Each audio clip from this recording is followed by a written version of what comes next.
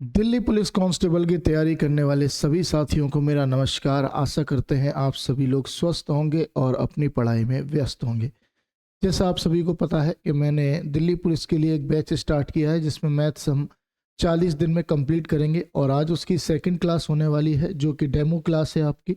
और अगर आप पूरा कोर्स करना चाहते हैं तो आपको जो है मेंबरशिप ज्वाइन करनी पड़ेगी, उसमें आपको कंप्लीट कोर्स मिल जाएगा। अब हम बात करेंगे क्लास के बारे में। तो फर्स्ट क्लास में मैंने जो है आपको ट्रायंगल के बारे में जितनी भी चीज़ें एग्ज़ाम में पूछी जा सकती हैं वो आपको मैंने बता दी थी, और प्लस उसके साथ साथ क्वेश्चन जो प्रीवियस ईयर में आए हुए हैं वो मैंने करा दिए थे। लगभग 25 क्वेश्चन पे हम पहुंच चुके थे। आगे बात करेंगे क्वेश्चन नंबर 26 पर और देखेंगे ट्रायंगल में कितने क्वेश्चन और बचे हुए हैं जो हम करने वाले हैं। लास्ट क्वेश्चन ये मैंने करा दिया था आपका, और ये मैंने आपको होमवर्क में दे दिया था। मैंने कहा था आप होमवर्क में इस सवाल को कर लीजिएगा। इस क्वेश्चन को अब हम आज करने वाले हैं। बहुत प्यारा सवाल है। कह रहा है किसी त्रिभुज का क्षेत्रफल 36√6 है तथा इसकी भुजाओं का अनुपात 4, 5 और 7 है, तो त्रिभुज का परिमाप बताना है, यानी पेरीमीटर बताना है कि आपको कितना होने वाला है। पेरीमीटर जो होता है वो सभी भुजाओं का योग होता है। तो जब मैं कहूँगा कि ये 4 रेशियो है,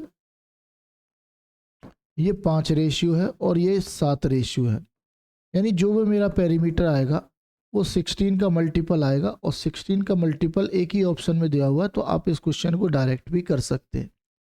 लेकिन अगर आप बेसिक तरीके से करना चाहते हैं, इसका प्रॉपर सॉल्यूशन चाहते हैं, तो वो मैं आपको बता देता हूँ कि अगर आपको किसी त्रिभुज का क्षेत्रफल दिया हुआ है और आपके त्रिभुज की भुजाएं जो है वो अलग अलग हैं, तो ये विषमबाहु त्रिभुज बनेगा।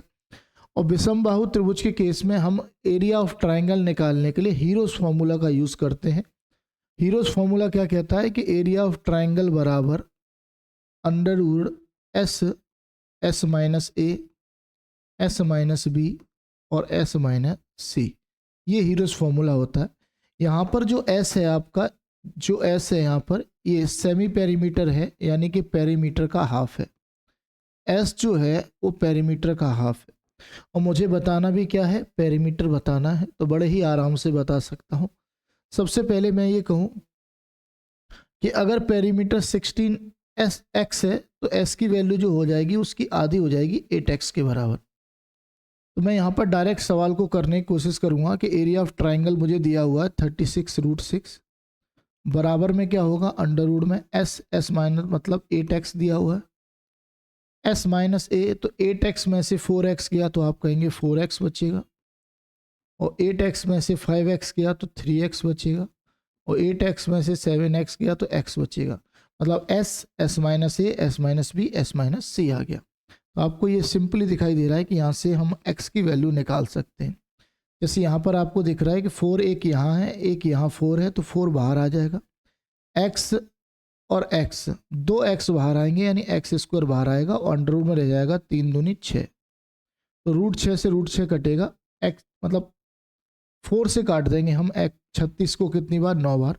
तो एक्स स्क्वायर की वैल्यू अगर 9 होगी तो x का मान कितना आ जाएगा, 3 आ जाएगा। और जब x का मान 3 आ गया तो पेरीमीटर निकालना कोई बड़ी बात नहीं है, क्योंकि पेरीमीटर 16x था, यानी 16 गुणे 3 कितना हो जाएगा, 48 हो जाएगा। पर इसको अगर आप एग्जाम में देख रहे हैं सवाल को, तो आपको इतना सॉल्व करने की आवश्यकता नहीं थी। आप डायरेक्ट कह सकते थे जो भी मेरा पेरीमीटर होगा वो 16 का मल्टीपल होगा, दैट मीन्स 48 आपका आंसर डायरेक्ट हो जाएगा। सिंपल है। चलिए अब इसके बारे में थोड़ा सा आपको जानकारी दे दूं कि अगर आप लोग अगले 2 महीने में ये 3 कोर्स कंप्लीट करना चाहते हैं, कौन कौन से, या तो आप यूपी पुलिस कांस्टेबल या यूपीएसआई या फिर दिल्ली पुलिस या एसएससी जीडी, इन तीनों बैचों को अगर आप कवर करना चाहते हैं अगले 2 महीने में, तो आप जो है हमारी मेंबरशिप ज्वाइन कर सकते हैं। और मेंबरशिप ज्वाइन जो है वो उसके 2 लेवल है। पहला लेवल 89 रुपीज़ का है, दूसरा लेवल 159 रुपीज़ का है। आप दोनों में से कोई भी मेंबरशिप ज्वाइन कर सकते हैं और आपको उसमें तीनों बैच जो है अवेलेबल हो जाएंगे। सिंपल है। तो आप इसको ज्वाइन करके जो है बाकी की क्लासें ले सकते हैं, क्योंकि आज ये केवल आपकी डेमो क्लास है। अब इससे पहले एक क्वेश्चन और है, उसको देख लेते हैं।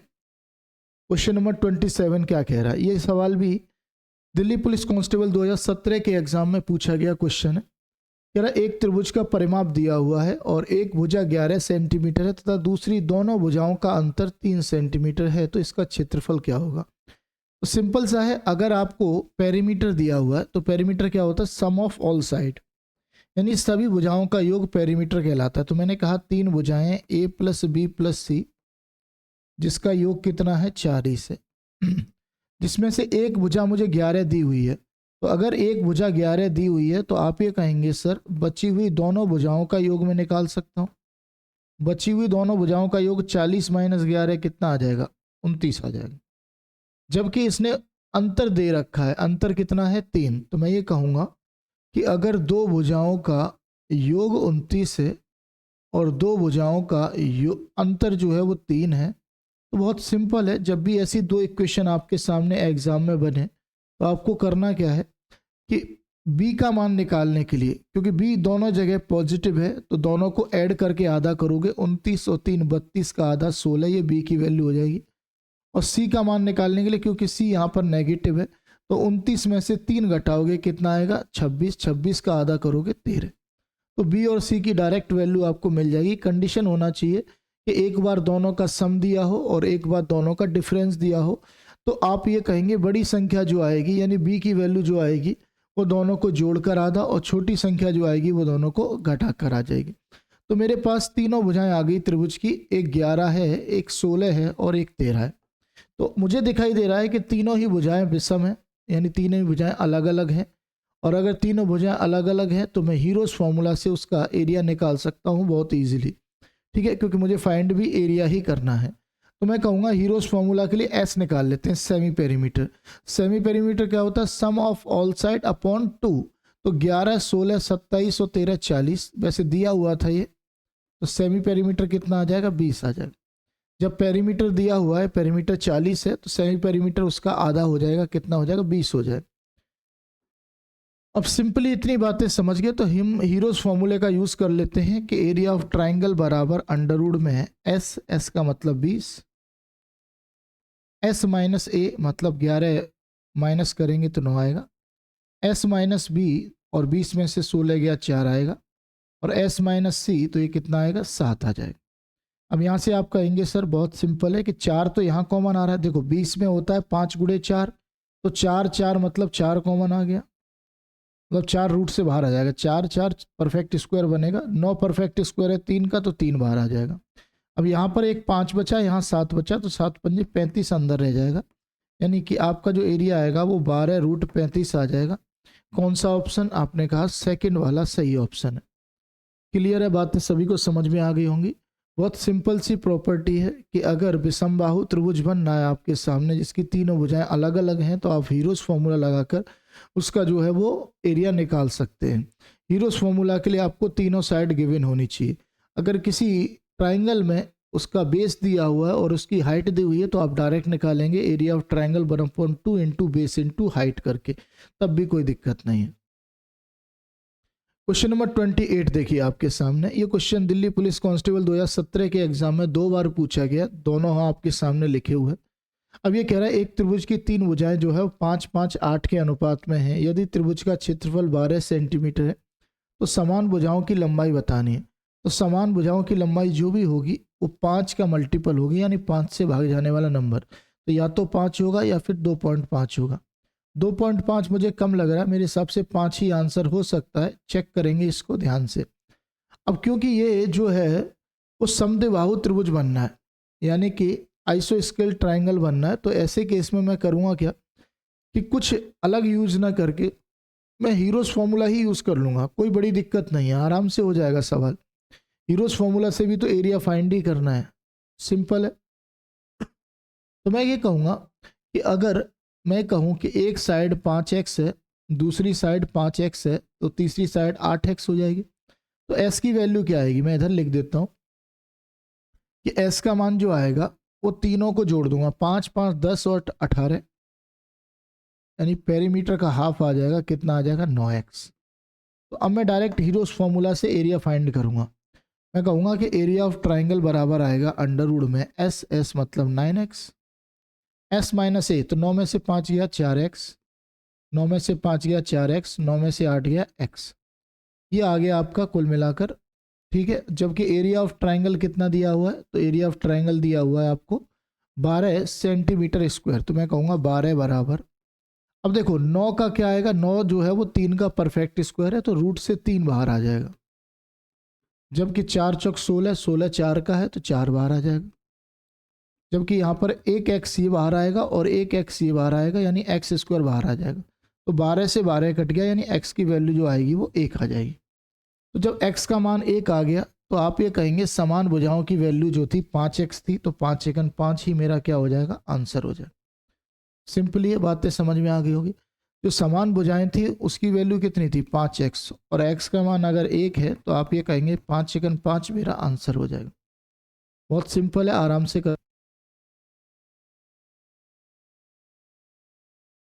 चलिए आगे बढ़ेंगे, और वर्ग पर आधारित सवालों से पहले मैंने कल जो है लास्ट क्लास में आपका एक क्वेश्चन छुड़वाया था, मैंने उस पर थोड़ी सी चर्चा कर लेते हैं। ये क्वेश्चन मैंने एक आपको छुड़वाया था, इसके बारे में मैंने बताया था कि कई जानकारियां मैं आपको अगली क्लास में दूंगा। जैसे ये कह रहा है कि एक त्रिभुज की अंत्य त्रिज्या 7 सेंटीमीटर है और उसका क्षेत्रफल 343 सेंटीमीटर स्क्वायर है, तो त्रिभुज का परिमाप बताना है, पेरीमीटर क्या होगा। तो आपको इस क्वेश्चन को करने के लिए बेसिक एक प्रॉपर्टी पता होना चाहिए। प्रॉपर्टी क्या है कि अगर मैं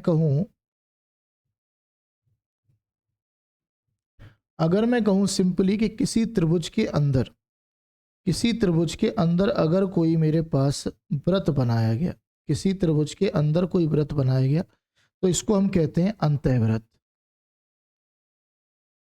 अंतःवृत्त यानी कि इन सर्कल, और इसकी एक त्रिज्या होती है जिसको अंतः त्रिज्या कहते हैं, यानी कि इन रेडियस कहते हैं, इन रेडियस कहते हैं, अंतः त्रिज्या कहते हैं। तो कभी भी आपको किसी त्रिभुज के बीच की अंतः त्रिज्या निकालनी पड़े तो आप सिंपल है सीधा कहेंगे सर अंतः त्रिज्या मतलब स्मॉल आर की वैल्यू जो होगी वो area of triangle upon semi perimeter होगी। Area of triangle upon semi perimeter होगी। बहुत सिंपल सा रूल है, आप आराम से निकाल सकते हैं इसको, कोई दिक्कत नहीं है।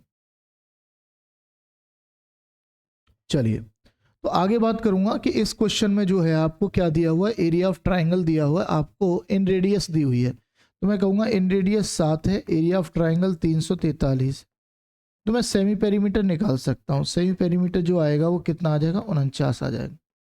तो अगर सेमी पेरीमीटर 49 है तो पेरीमीटर जो होता है वो सेमी पेरीमीटर का 2 टाइम होता है। तो अगर मैं 2 गुणे 49 करूँगा तो आप ये कहेंगे पेरीमीटर जो आ जाएगा वो 98 आ जाएगा। अब इसके ऊपर और कौन कौन सी प्रॉपर्टी बन सकती है उसके बारे में जान लेते हैं थोड़ा सा। इसके ऊपर प्रॉपर्टी ये बन सकती है कि अगर कोई एक ट्राइंगल है आपके पास और इसमें जो है एक सर्कल बने आपका, और कैसा सर्कल बने, तो आपका सरकम सर्कल बने। सर्कल सर्कल मतलब होता है बाह्य वृत्त, बाह्य वृत्त। सरकम सर्कल का मतलब क्या होता है, बाह्य वृत्त। इस सेंटर में नहीं आ रहा है।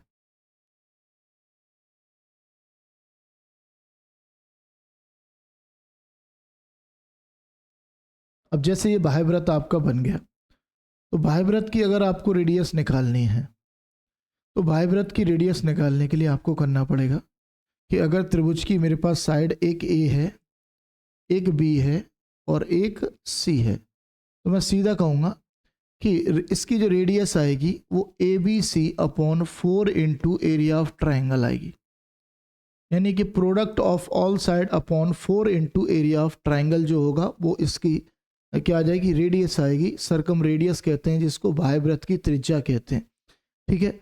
और जबकि मैंने अंतःवृत्त की आपको बताई थी, अंतःवृत्त के केस में जो है वो area of triangle upon semi perimeter का यूज करके वहां पे अंतः त्रिज्या हम निकाल सकते हैं। लेकिन एक क्वेश्चन और बनता है आपके सामने कि अगर त्रिभुज मेरे भाई कैसा हो, अगर त्रिभुज मेरे पास समबाहु त्रिभुज हो, कैसा त्रिभुज हो जाए, समबाहु त्रिभुज हो जाए, यानी कि जिसकी सभी भुजाएं कैसी हो जाए, बराबर हो जाए।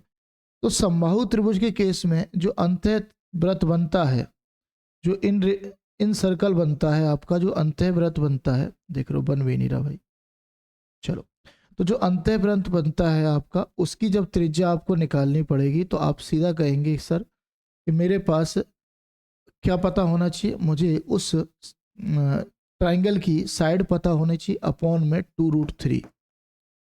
ये जो होता है आपका, ये इन रेडियस की जो इन रेडियस होती है, इन सर्कल की रेडियस होती है, जिसकी बात करें तो ये जो होता है किसके अंदर, समबाहु त्रिभुज के अंदर बना होता है। समबाहु त्रिभुज के अंदर जब भी इन सर्कल बनेगा तो उसकी रेडियस जो होगी वो उसकी भुजा बटे 2√3 के बराबर होगी।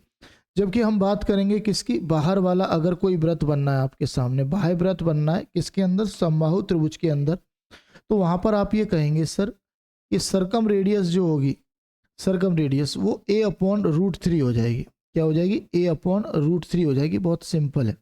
और अगर आपको कोई कहे कि इन रेडियस और सरकम रेडियस का रेशियो क्या होगा, तो आप कहेंगे सर 1 और 2 का रेशियो होता है इन रेडियस और सरकम रेडियस, यानी अंतःवृत्त की त्रिज्या और बाह्य वृत्त की त्रिज्या का जो अनुपात होता है वो 1 और 2 के अनुपात में हो जाता है। जबकि मुझे पता चले कि इन सर्कल और सरकम सर्कल के एरिया का रेशियो क्या होगा, तो आप ये कहेंगे 1 और 4 का रेशियो हो जाएगा उनके एरिया का। सिंपल है, ये प्रॉपर्टी आपको पता होना चाहिए। बाकी सब चीज़ें जो है वो मोस्टली नहीं पूछेगा इससे ज़्यादा आपके एग्जाम में। इस पर एक सवाल पूछा गया था इन रेडियस का, तो मैंने आपको सरकम रेडियस भी बता दिया और इक्विलेटरल ट्रायंगल में आपको मैंने दोनों चीज़ें बता दी हैं। बाकी आप लोग जो है वो प्रैक्टिस कर लीजिएगा। अब हम बात करेंगे आगे की, और आगे हम कराने वाले हैं अब वर्ग यानी कि स्क्वायर। आगे हम क्या करने वाले हैं, वर्ग यानी कि स्क्वायर। थोड़ी बहुत जानकारी स्क्वायर के बारे में हम ले लेते हैं कि स्क्वायर के बारे में क्या क्या प्रॉपर्टी है जो आपके एग्जाम में डिस्कस की जा सकती है, पूछी जा सकती है। तो मैं बात करूं कि स्क्वायर में सिंपली क्या है कि स्क्वायर वो आकृति होती है जिसकी चारों साइड बराबर होती हैं, जिसकी चारों साइड क्या होती है, बराबर होती है, और जिसका प्रत्येक एंगल 90 डिग्री का होता है, यानी कि इसका प्रत्येक कोण जो होता है वो समकोण होता है। अगर मैं इसके एरिया की बात करूं तो एरिया ऑफ अगर स्क्वायर आपसे पूछा जाएगा तो आप ये कहेंगे उसकी साइड का स्क्वायर जो होता है वो एरिया ऑफ स्क्वायर होता है। और अगर आपसे पूछा जाए कि पेरीमीटर क्या होगा, पेरीमीटर तो सभी भुजाओं का योग, चारों भुजाओं का योग ही परिमाप कहलाता है। तो मैं एक को 4 बार जोड़ूंगा तो 4 मेरा परिमाप आ जाएगा। सिंपल है कि नहीं। अगर इसका डायगोनल पूछता है आपसे तो ध्यान रखिएगा कि एक वर्ग में, एक स्क्वायर में 2 डायगोनल होते हैं और दोनों ही डायगोनल की लंबाई बराबर होती है। दोनों डायगोनल की लंबाई क्या होती है, बराबर होती है। यहाँ से यहाँ तक एकदम स्ट्रेट खींचेंगे आप, ये दोनों कोनों को, बताओ स्ट्रेट लाइन भी नहीं आ रही, दोनों कोनों को आप स्ट्रेट खींचेंगे तो आपका क्या बन जाएगा, डायगोनल बन जाएगा। और दोनों डायगोनल की लंबाई कैसी होगी, एक बराबर होगी। तो अगर आपसे डायगोनल पूछे कभी भी तो आप ये कहेंगे कि √2 इंटू साइड के बराबर मेरा डायगोनल होता है। √2 इंटू साइड के बराबर मेरा क्या होता है, डायगोनल होता है। बहुत सिंपल सी प्रॉपर्टी है, इतना आपको पता होना चाहिए। ठीक है भाई, चलिए बाकी आगे जैसे जैसे क्वेश्चन पूछेगा उस तरीके से हम क्वेश्चनों को करते जाएंगे। पहला सवाल आपके सामने क्या आने वाला है, क्वेश्चन नंबर 29 देखिए। कह रहा है एक वर्गाकार भूखंड का क्षेत्रफल दिया हुआ।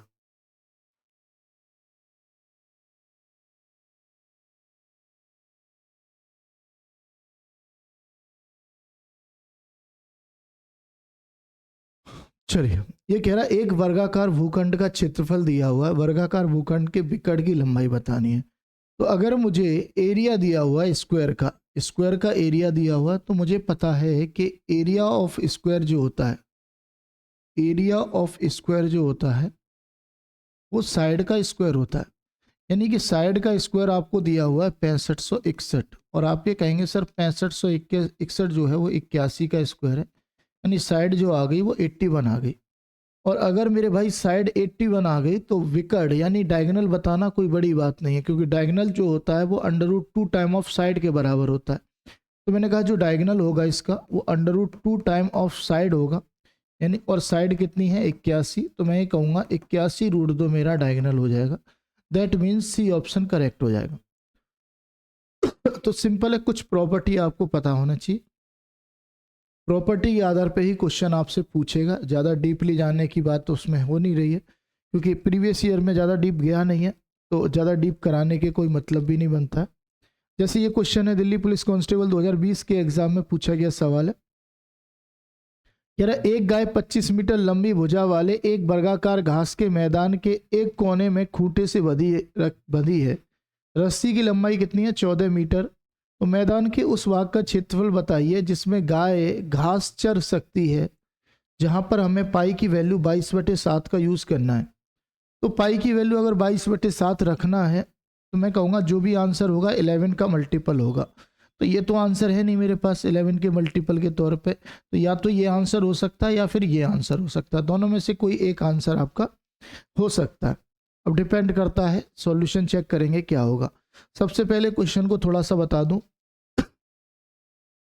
कि अगर आपके सामने इस तरीके से कोई एक वर्गाकार फील्ड है, वर्गाकार मैदान है, तो अगर मान के चलिए यहाँ पर कोई गाय बंधी हुई है, तो गाय की रस्सी कितनी है? 14। तो गाय यहाँ से लेके यहाँ तक 14 मीटर तक जा सकती है, और अगर यहाँ तक जा सकती है गाय तो इतनी घास भी कवर कर लेगी। ऐसे ही यहाँ तक जा सकती है, ये भी कितना हो जाएगा? 14 मीटर कवर कर लेगी। ऐसे ही ये यहाँ पर भी जा सकती है। तो आप ये कहेंगे सर ये एक वृत्ताकार पथ टाइप की, मतलब वृत्त की साइड तरह जो है एरिया कवर करेगा। इस तरीके से पूरा जो है वो गाय कवर करेगी। तो मेरे सामने जो बनेगा, क्योंकि ये वर्ग में एक कोण 90 डिग्री का होता है, वर्ग में प्रत्येक कोण, स्क्वायर में प्रत्येक कोण 90 डिग्री का होता है। ये भी 90 होगा, ये भी 90 होगा, ये भी 90 होगा, ये भी 90 होगा। जबकि मैं जानता हूं कि एक जब मैं पूरा सर्कल बनाता हूं तो सर्कल जो है वो 360 डिग्री का बनता है। तो अगर मैं 90 डिग्री काउंट करूंगा तो मैं कहूंगा कि मेरे पास सर्कल जो बनेगा वो 1/4 सर्कल बनेगा। कितना बनेगा? 1/4 सर्कल बनेगा। बहुत सिंपल सी बात है, आराम से कर सकते हैं भाई।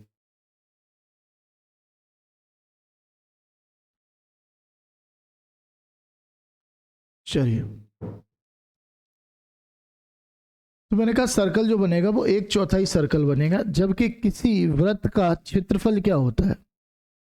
जबकि किसी वृत्त का क्षेत्रफल जो होता है, वृत्त का क्षेत्रफल यानी एरिया ऑफ सर्कल जो होता है वो πr² होता है।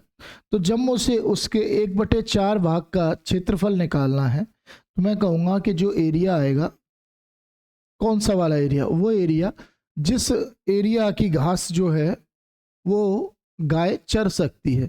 तो गाय जो है वो यहाँ से यहाँ तक जा सकती है, यहाँ से यहाँ तक जा सकती है, यहाँ से यहाँ तक जा सकती है, मतलब इतना एरिया कवर कर सकती है। ये वाला पूरा एरिया कवर कर सकती है।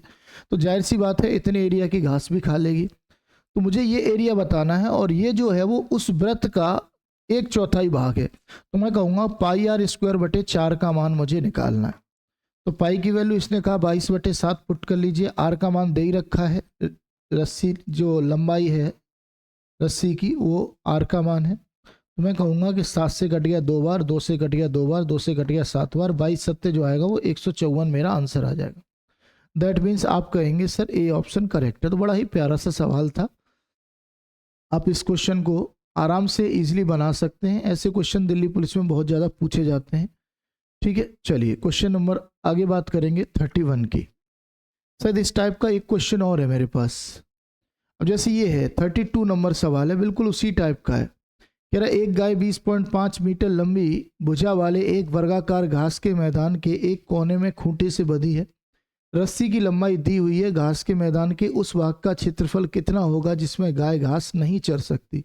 लास्ट क्वेश्चन में आपसे पूछा गया था कि कौन सा एरिया है जिसमें घास चर सकती है। अब ये पूछ रहा है कि ऐसा कौन सा एरिया जिसमें घास नहीं चर सकती गाय। तो आप बड़े ही सिंपल तरीके से कहेंगे कि अगर मैं पूरे वर्ग के एरिया में से उस एरिया को निकाल दूं जिसमें जो गाय है वो घास चर पा रही है, तो मेरे पास बचा हुआ एरिया आ जाएगा जिसमें गाय घास नहीं चर पाएगी। सिंपल है कि नहीं? देखो मैं एग्जाम्पल के तौर पे बना के बताता हूं आपको। जैसे मैंने कहा ये एक वर्ग है और यहां पर कोई गाय बंधी हुई है। जब इस वर्ग की भुजा की लंबाई 20.5 है, जबकि गाय की रस्सी की लंबाई जो है वो 10.5 है। इस तरीके से तो मैं कहूँगा कि अगर 10.5 भुजा है इसकी, तो जाहिर सी बात है गाय जो है वो इतना एरिया कवर करती होगी, और इतना एरिया कवर करेगी तो इतनी घास वो चल सकती है, लेकिन मुझे बताना है कि जो ये शेष एरिया है, शेष, मुझे इसका एरिया बताना है शेष वाले का। तो मैं कहूँगा पूरे वर्ग के एरिया में से इस एरिया को अगर मैं माइनस करूँगा तो मेरा आंसर आ जाएगा। बहुत सिंपल है, आराम से कर सकते हैं। तो मैंने कहा सबसे पहले तो मैं निकाल लेता हूँ कि एरिया ऑफ स्क्वायर क्या होगा। मैं ये निकाल लेता हूँ कि इस भाग का एरिया कितना होगा। मैं आपको 1 मिनट में करके बताता हूँ। मैं इस भाग का एरिया निकाल लेता हूँ, यानी कि जो येलो वाला भाग है इसका एरिया डायरेक्ट निकालता हूँ। तो मैं कहूँगा कि इसका जो एरिया आएगा वो पूरे वर्ग के एरिया में से, पूरे वर्ग का एरिया क्या आएगा, देखो मतलब वर्ग मतलब एक स्क्वायर का जो एरिया होता है वो सिंपल है, उसकी भुजा का स्क्वायर होता है। तो मैं कहूँगा इसकी भुजा 20.5 है, तो मैं 20.5 का स्क्वायर कर दूंगा, माइनस करूँगा, क्योंकि ये जो है वो 90 डिग्री का कोण बना रहा है, यानी कि ये वृत्त जो बनेगा वो वृत्त का 1/4 भाग होगा, 1/4 भाग होगा। तो मैं कहूँगा कि पाई आर स्क्वायर बटे 4 कर देते हैं, पाई आर स्क्वायर बटे 4 कर देते हैं। तो अब केवल कैलकुलेशन रह गई अब मुझे केवल सॉल्व करना है। तो क्या मैं इसमें डिजिटल सम लगा सकता हूँ? चलो लगा के देखेंगे। पहले मैं लिख लेता हूँ, ये है 20.5 का स्क्वायर माइनस की पाई की वैल्यू 22/7 होती है। आर का मान जो है वो 10.5 इंटू 10.5/4 दे रखा है। तो मैं कहूँगा कि बहुत सिंपल है, 2 से काटो 11 बार, 2 से कट गया 2 बार, 7 से काटो 1.5 टाइम्स। अब डिजिटल सम लगाने के लिए मुझे बेस को जो है वो 1 करना पड़ेगा। बेस को 1 करने के लिए नीचे मल्टीप्लाई 5 का, ऊपर मल्टीप्लाई 5 का। अब मैं डिजिटल सम लगा सकता हूँ, यहाँ से मुझे समझ में आ रहा है मैं डिजिटल सम लगा सकता हूँ क्योंकि कैलकुलेशन ज़्यादा है। तो हम डिजिटल सम का यूज़ करेंगे बड़े ही प्यारे तरीके से और सिंपली आंसर निकालने की कोशिश करेंगे। जैसे मैं कहूँ कि 5 और 2 7, 7 का स्क्वायर कितना होगा 49, 49 का मतलब 4 और 9 13, 13 का मतलब 4। ठीक है कि नहीं? बहुत सिंपल है। मैं कहूँगा 5 और 2 7, 7 का स्क्वायर क्या आएगा 49, और 49 का मतलब 9 को हटाओ, अंकों का योग कितना आ जाएगा 4 आ जाएगा। तो मेरा यहाँ पर जो अंकों का योग आ गया वो 4 आ गया। अब मैं माइनस करूँगा, देखो 1 और 1 2 होगा, 5 और 1 6 होगा, और इसका भी 5 और 1 6 होगा, और ये कितना है 5 है। तो मैं कहूँगा 4, 5 दूनी 10, अंकों का योग 1 आ गया। 6 गुणे 6 36, मतलब अंकों का योग 9 आ गया। मेरे पास जो अंकों का योग आ रहा है वो -5 आ रहा है। और कभी भी माइनस में जब आता है तो हम 9 जोड़ देते हैं, तो आखिर में अंकों का योग जो आएगा वो 4 आ जाएगा। अगर मेरे अंकों का योग माइनस में 5 आ गया तो मैं 9 जोड़ के कह दूंगा 4 आ जाएगा। तो अगर मैंने इतना कर लिया तो मुझे केवल ऑप्शन में ये चेक करना है कि किस ऑप्शन के अंकों का योग 4 आ रहा है। अब जैसे इसको मैं करूँगा तो देखो सिंपल है, 8 से 14, 14 और 6 20, 20 और 2 22, 22 और 5 27। तो इसके अंकों का योग तो 9 आ रहा है, ये तो आंसर नहीं है। इसको मैं कर लूँगा, 5 2 7, 7 और 6 13, 13 और 9 कितना हो गया, तो ये हो गया 22, इसके अंकों का योग 4 आ रहा है। अब इसको मैं देखूंगा 7 5 12, 12 और 1 13, यहाँ पर गड़बड़ हो गई क्योंकि इसके अंकों का योग भी 4 आ रहा है, जबकि इसके अंकों का योग 8 आ रहा है। तो मेरे पास 2 ऐसे ऑप्शन है जिसके अंकों का योग कितना आ रहा है 4 आ रहा है। तो बड़ी ही अचरज वाली बात है, लेकिन मैं कहूँगा अचरज वाला इसमें कोई भी मैटर नहीं है। क्यों नहीं है? क्योंकि ये जो वैल्यू है ये पॉइंट में है ही नहीं, जबकि मुझे यहाँ पर दिख रहा है कि मैं कितना भी कैलकुलेट करूँ, कितना भी वैल्यू को कैलकुलेट करूँगा, पॉइंट 3 नंबर में तो जाएगा ही जाएगा। कैसे जाएगा? जैसे ये 5 दूनी 10 है, तो 10 से जब मैं काटूंगा तो 1 नंबर बाद पॉइंट आएगा। मैं कहूँगा 1 2 और 3 नंबर बाद पॉइंट है मेरे पास। जब 3 नंबर बाद पॉइंट है तो इसमें से घटाऊंगा, तो नेचुरल सी बात है घटाने के केस में पॉइंट कम तो होते नहीं है, वो मल्टीप्लाई के केस में जब 0 आ जाता है तो कम हो जाते हैं। तो मैं ये कहूँगा कि सिंपल ये आंसर जो होगा बी ऑप्शन होगा, क्योंकि इसी ऑप्शन में मेरे जो है कुल मिलाकर 3 पॉइंट बन रहे हैं, जबकि यहाँ पर एक भी पॉइंट नहीं है। तो मैंने कहा अंकों के योग के आधार पर यही मेरा आंसर हो जाएगा। बाकी आप लोग कैलकुलेट कर लेना इस इक्वेशन को, आपका आंसर आएगा 333.625। सिंपल है। चलिए आगे बढ़ेंगे। अब जैसे ये क्वेश्चन है मेरे सामने, क्वेश्चन नंबर 31, जो कि यूपी पुलिस कांस्टेबल 2020 के एग्जाम में देखने को मिला। सवाल कह रहा है कि उस वर्ग के विकर्ण की लंबाई कितनी होगी जिसका क्षेत्रफल 4√2 सेंटीमीटर विकर्ण वाले एक अन्य वर्ग के क्षेत्रफल का 5 गुना है। तो मैंने कहा बहुत प्यारा सा सवाल है। ये कह रहा है कि पहले एक वर्ग की बात कर रहा है और उस वर्ग के एरिया का कंपैरिजन कर रहा है किसके साथ? उस स्क्वायर के साथ, उस वर्ग के साथ जिसका विकर्ण 4√2 है।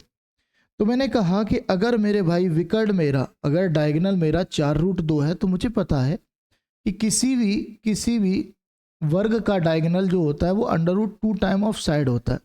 तो अगर इसकी वैल्यू दी हुई है 4√2, कितनी दी हुई है 4√2, तो आप ये कहेंगे सर कि साइड ऑफ स्क्वायर जो आएगा वो 4 आ जाएगा। साइड ऑफ स्क्वायर कितनी आ जाएगी 4 आ जाएगी।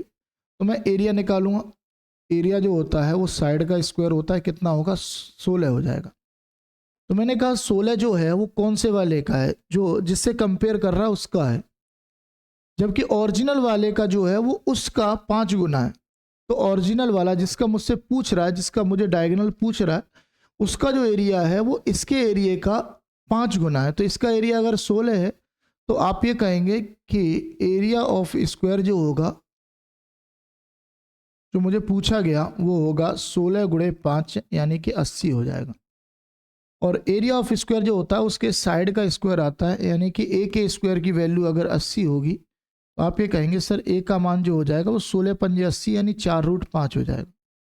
तो भुजा अगर 4√5 आ गई मेरे पास, तो मैं कहूँगा डायगोनल जो होता है वो भुजा का 2 गुना √2 टाइम्स होता है, √2 टाइम्स होता है। तो मैं कहूँगा डायगोनल जो आएगा वो भुजा का √2 टाइम्स आएगा। और भुजा कितनी है तो 4√5 भुजा है, और √2 का मल्टीप्लाई करूँगा तो रूट में कुल मिलाकर 5 दूनी 10 हो जाएगा। तो आप ये कहेंगे डायगोनल जो आएगा वो 4√10 आएगा। यही पूछा गया था, यानी सी ऑप्शन करेक्ट है। सिंपल है भाई, मेरी बातें समझ में आ गई। प्यारा सा सवाल है। आपको इसमें 2 प्रॉपर्टियों का यूज़ करना है। पहला कि एरिया ऑफ ट्राइंगल क्या होता है, दूसरा डायगोनल जो है वो कैसे निकाला जाता है, यानी डायगोनल जो है वो किस तरीके से काम करता है। दोनों का यूज़ है यहाँ पर सिंपली। चलिए आगे बात करेंगे क्वेश्चन नंबर 33 की। अब जैसे कह रहा है कि यदि वर्ग का क्षेत्रफल दिया हुआ है तो इसकी भुजा की लंबाई, तो बहुत अच्छा सवाल है। वर्ग का क्षेत्रफल जो होता है वो साइड के स्क्वायर के बराबर होता है, और 421 जो है वो 21 का स्क्वायर, 441 21 का स्क्वायर है, यानी साइड जो आ जाएगी वो 21 आ जाएगी। आराम से कर सकते हैं, ठीक है। ये क्वेश्चन नॉर्मल है, आप आराम से कर सकते हैं, कोई दिक्कत नहीं। क्वेश्चन नंबर 34 कह रहा है यदि किसी वर्ग के भीतर खींचे गए वृत्त का क्षेत्रफल 16 पाई सेंटीमीटर स्क्वायर है तो वर्ग का क्षेत्रफल बताना है, क्या होगा। बड़ा ही प्यारा सवाल है। ऐसे क्वेश्चन आपको एग्जाम में रेगुलरली देखने को मिल सकते हैं, घबराने वाली कोई बात नहीं है। बड़ा प्यारा सवाल है। ये कह रहा है कि अगर एक वर्ग है, ठीक है, और वर्ग के अंदर एक वृत्त खींचा गया इस तरीके से, तो वर्ग के अंदर जो वृत्त खींचा गया, आप उसको, उस वृत्त का जो है वो क्षेत्रफल दिया हुआ है, इसका एरिया दिया हुआ है, और इसका एरिया जो है वो 16 पाई सेंटीमीटर स्क्वायर एरिया है। तो मुझे पूरे वर्ग का एरिया बताना है। मैंने कहा पूरे वर्ग का एरिया कोई बड़ी बात नहीं है। मुझे ये बताओ कि अगर एरिया ऑफ सर्कल दिया हुआ है, एरिया ऑफ सर्कल दिया हुआ है 16 पाई, तो मुझे पता है कि एरिया ऑफ सर्कल जो होता है वो पाई आर स्क्वायर होता है। तो मैं जब कंपेयर करूँगा तो त्रिज्या जो आ जाएगी वो 4 आ जाएगी, यानी कि यहाँ से यहाँ तक की लंबाई जो होगी वो 4 होगी। तो जब मैं उसका डायामीटर निकालूंगा, डायामीटर, तो डायामीटर 2 टाइम ऑफ रेडियस होता है, तो डायामीटर जो आ जाएगा वो 8 आ जाएगा। और डायामीटर ही मेरे भाई क्या कहलाएगी, इस वर्ग की भुजा कहलाएगी। डायामीटर ही इस वर्ग की भुजा कहलाएगी।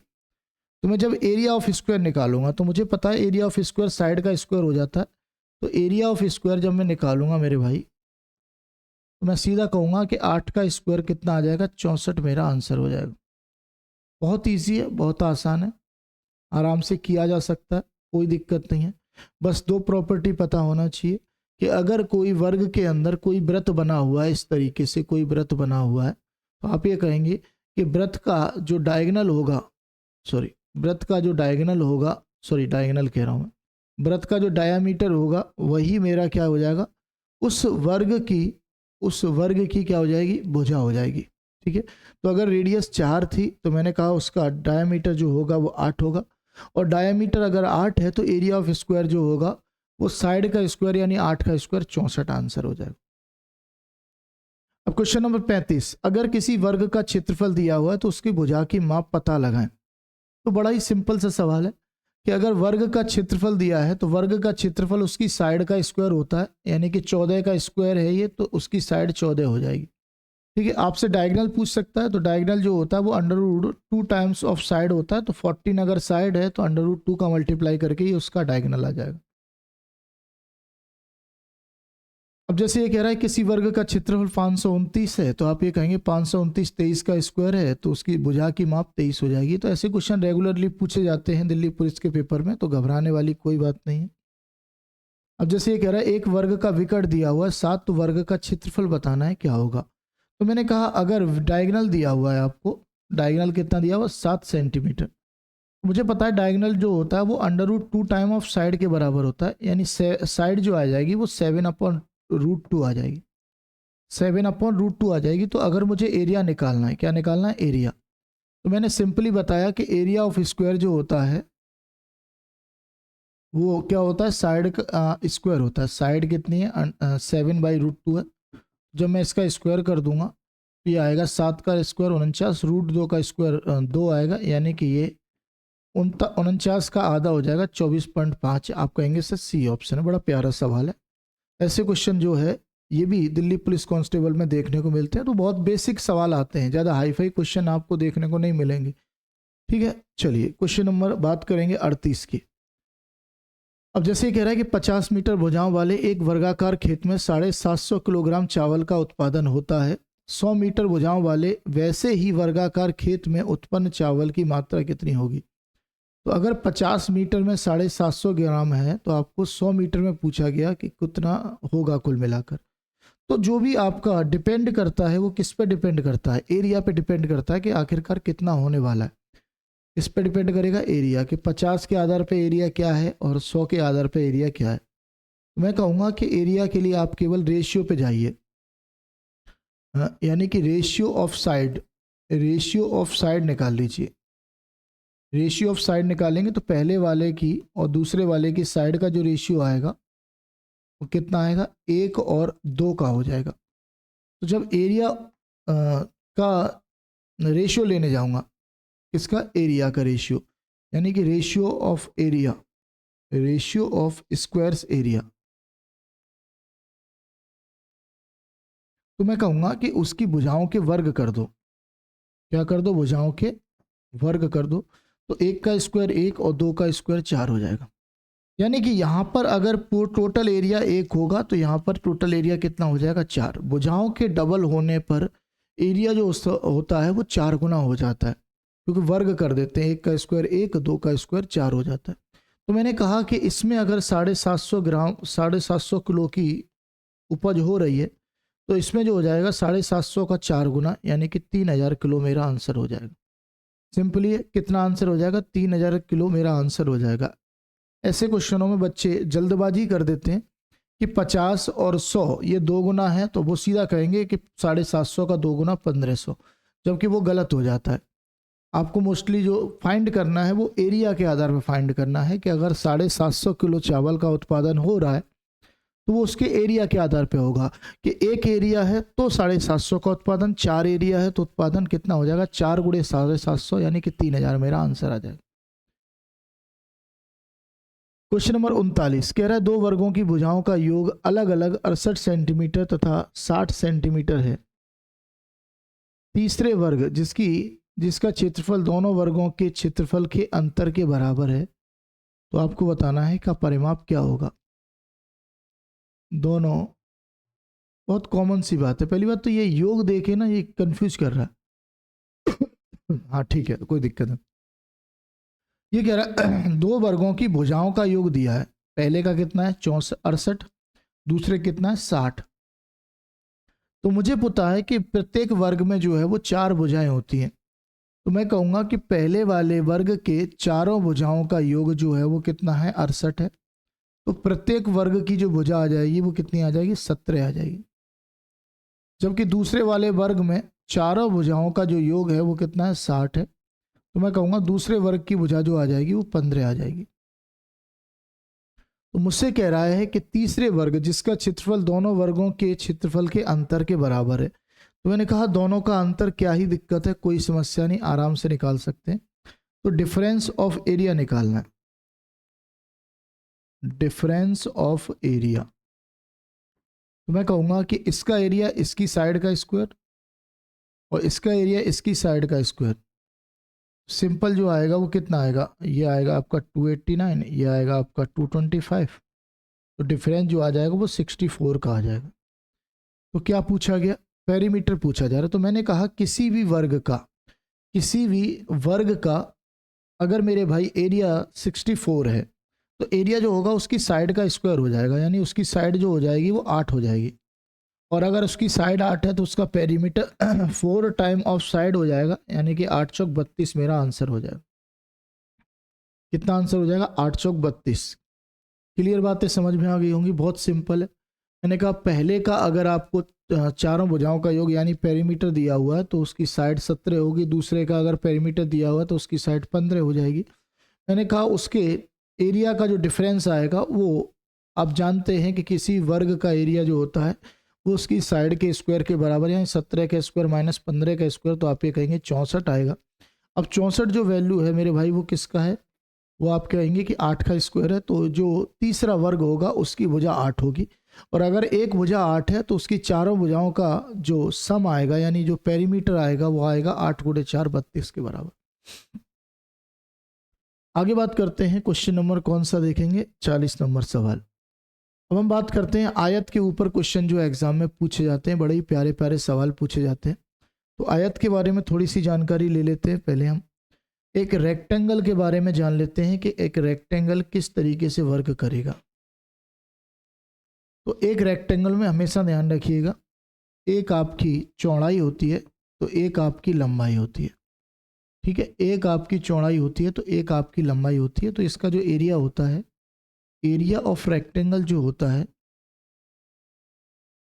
वो लेंथ इनटू ब्रेथ के बराबर होता है। लंबाई और चौड़ाई के प्रोडक्ट को ही हम क्या कहते हैं, एरिया कहते हैं, ठीक है। जबकि अगर मैं इसके डायगोनल की बात करूं तो इसका डायगोनल दोनों विकर्ण जो हैं इसके वो दोनों ही बराबर होते हैं। विकर्ण दो हैं वो दोनों ही बराबर होते हैं। और डायगोनल की लंबाई जो होती है, डायगोनल की जो लंबाई होती है वो अंडर रूट में L square plus B square के बराबर होती है। अंडर रूट में L square plus B square के बराबर होती है, क्योंकि वर्ग का प्रत्येक डिग्री का प्रत्येक जो कोण होता है सॉरी वर्ग कह रहा हूँ मैं, रेक्टेंगल का प्रत्येक कोण जो होता है वो 90 डिग्री का होता है। तो ये एक राइट एंगल ट्राइंगल बनता हुआ नजर आ रहा है, जिसमें अगर ये परपेंडिकुलर है, ये बेस है, तो ये आपको हाइपोटेनस नजर आ रहा होगा। और हाइपोटेनस जो होता है वो बराबर होता है अंडर रूट में परपेंडिकुलर का स्क्वायर प्लस बेस का स्क्वायर। ये आपको मैंने ट्राइंगल में बता दिया था बहुत सिंपली, ठीक है। तो मैंने कहा डायगोनल पता चल गया। जबकि इसका पेरीमीटर होता है, पेरीमीटर परिमाप जो होता है वो पेरीमीटर होता है simple 2 time of L plus B, यानी कि 2 गुणा लंबाई प्लस चौड़ाई का योग। सिंपल है कि नहीं। और बाकी चीज़ें हम जो है वो क्वेश्चन में के अकॉर्डिंग आगे सीखेंगे। जैसे क्वेश्चन आते जाएंगे हम उसी तरीके से चीज़ों को करते जाएंगे। अब जैसे ये सवाल कह रहा है कि एक आयताकार मैदान की लंबाई और चौड़ाई का अनुपात 3 और 2 है। यदि मैदान का क्षेत्रफल इतना है तो बाड़ लगाने की लागत क्या होगी जहां पर इतने वर्ग मीटर खर्च लगता है। ये वर्ग क्यों आएगा, ये वर्ग नहीं आना चाहिए। अगर मुझे बाड़ लगानी तो बाड़ लगाने का मतलब क्या होता है, बाड़ लगाने का मतलब होता है जैसे ये फील्ड है, एक रेक्टेंगुलर फील्ड है, तो बाड़ लगाने का सिंपल मतलब है कि मुझे जो है वो इसके चारों ओर एक तार लगाना है, यही तो बाड़ होता है। तो वो तार जो है वो तार की लंबाई पता होना चाहिए। क्या बताना चाहिए, इस तार की लंबाई पता होना चाहिए कि कितना तार लगाया जाएगा। तो जितना टोटल इसका पेरीमीटर होगा उतना तार लगाया जाएगा। तो 3.5 रुपये के हिसाब से लगाया जाएगा। सो अगर 3.5 रुपये के हिसाब से लगाया जा रहा है तो मैं टोटल पेरीमीटर में जो भी रेक्टेंगल का पेरीमीटर आएगा उसमें 3.5 का मल्टीप्लाई कर दूंगा और मेरा आंसर आ जाएगा कि हाँ इतना जो है वो खर्च आएगा। तो 3.5 का भाग जाने वाले नंबर केवल 2 ही हैं, यानी कि ये तो आंसर हो नहीं सकते। तो 840 होगा या फिर 420 मेरा आंसर हो जाएगा।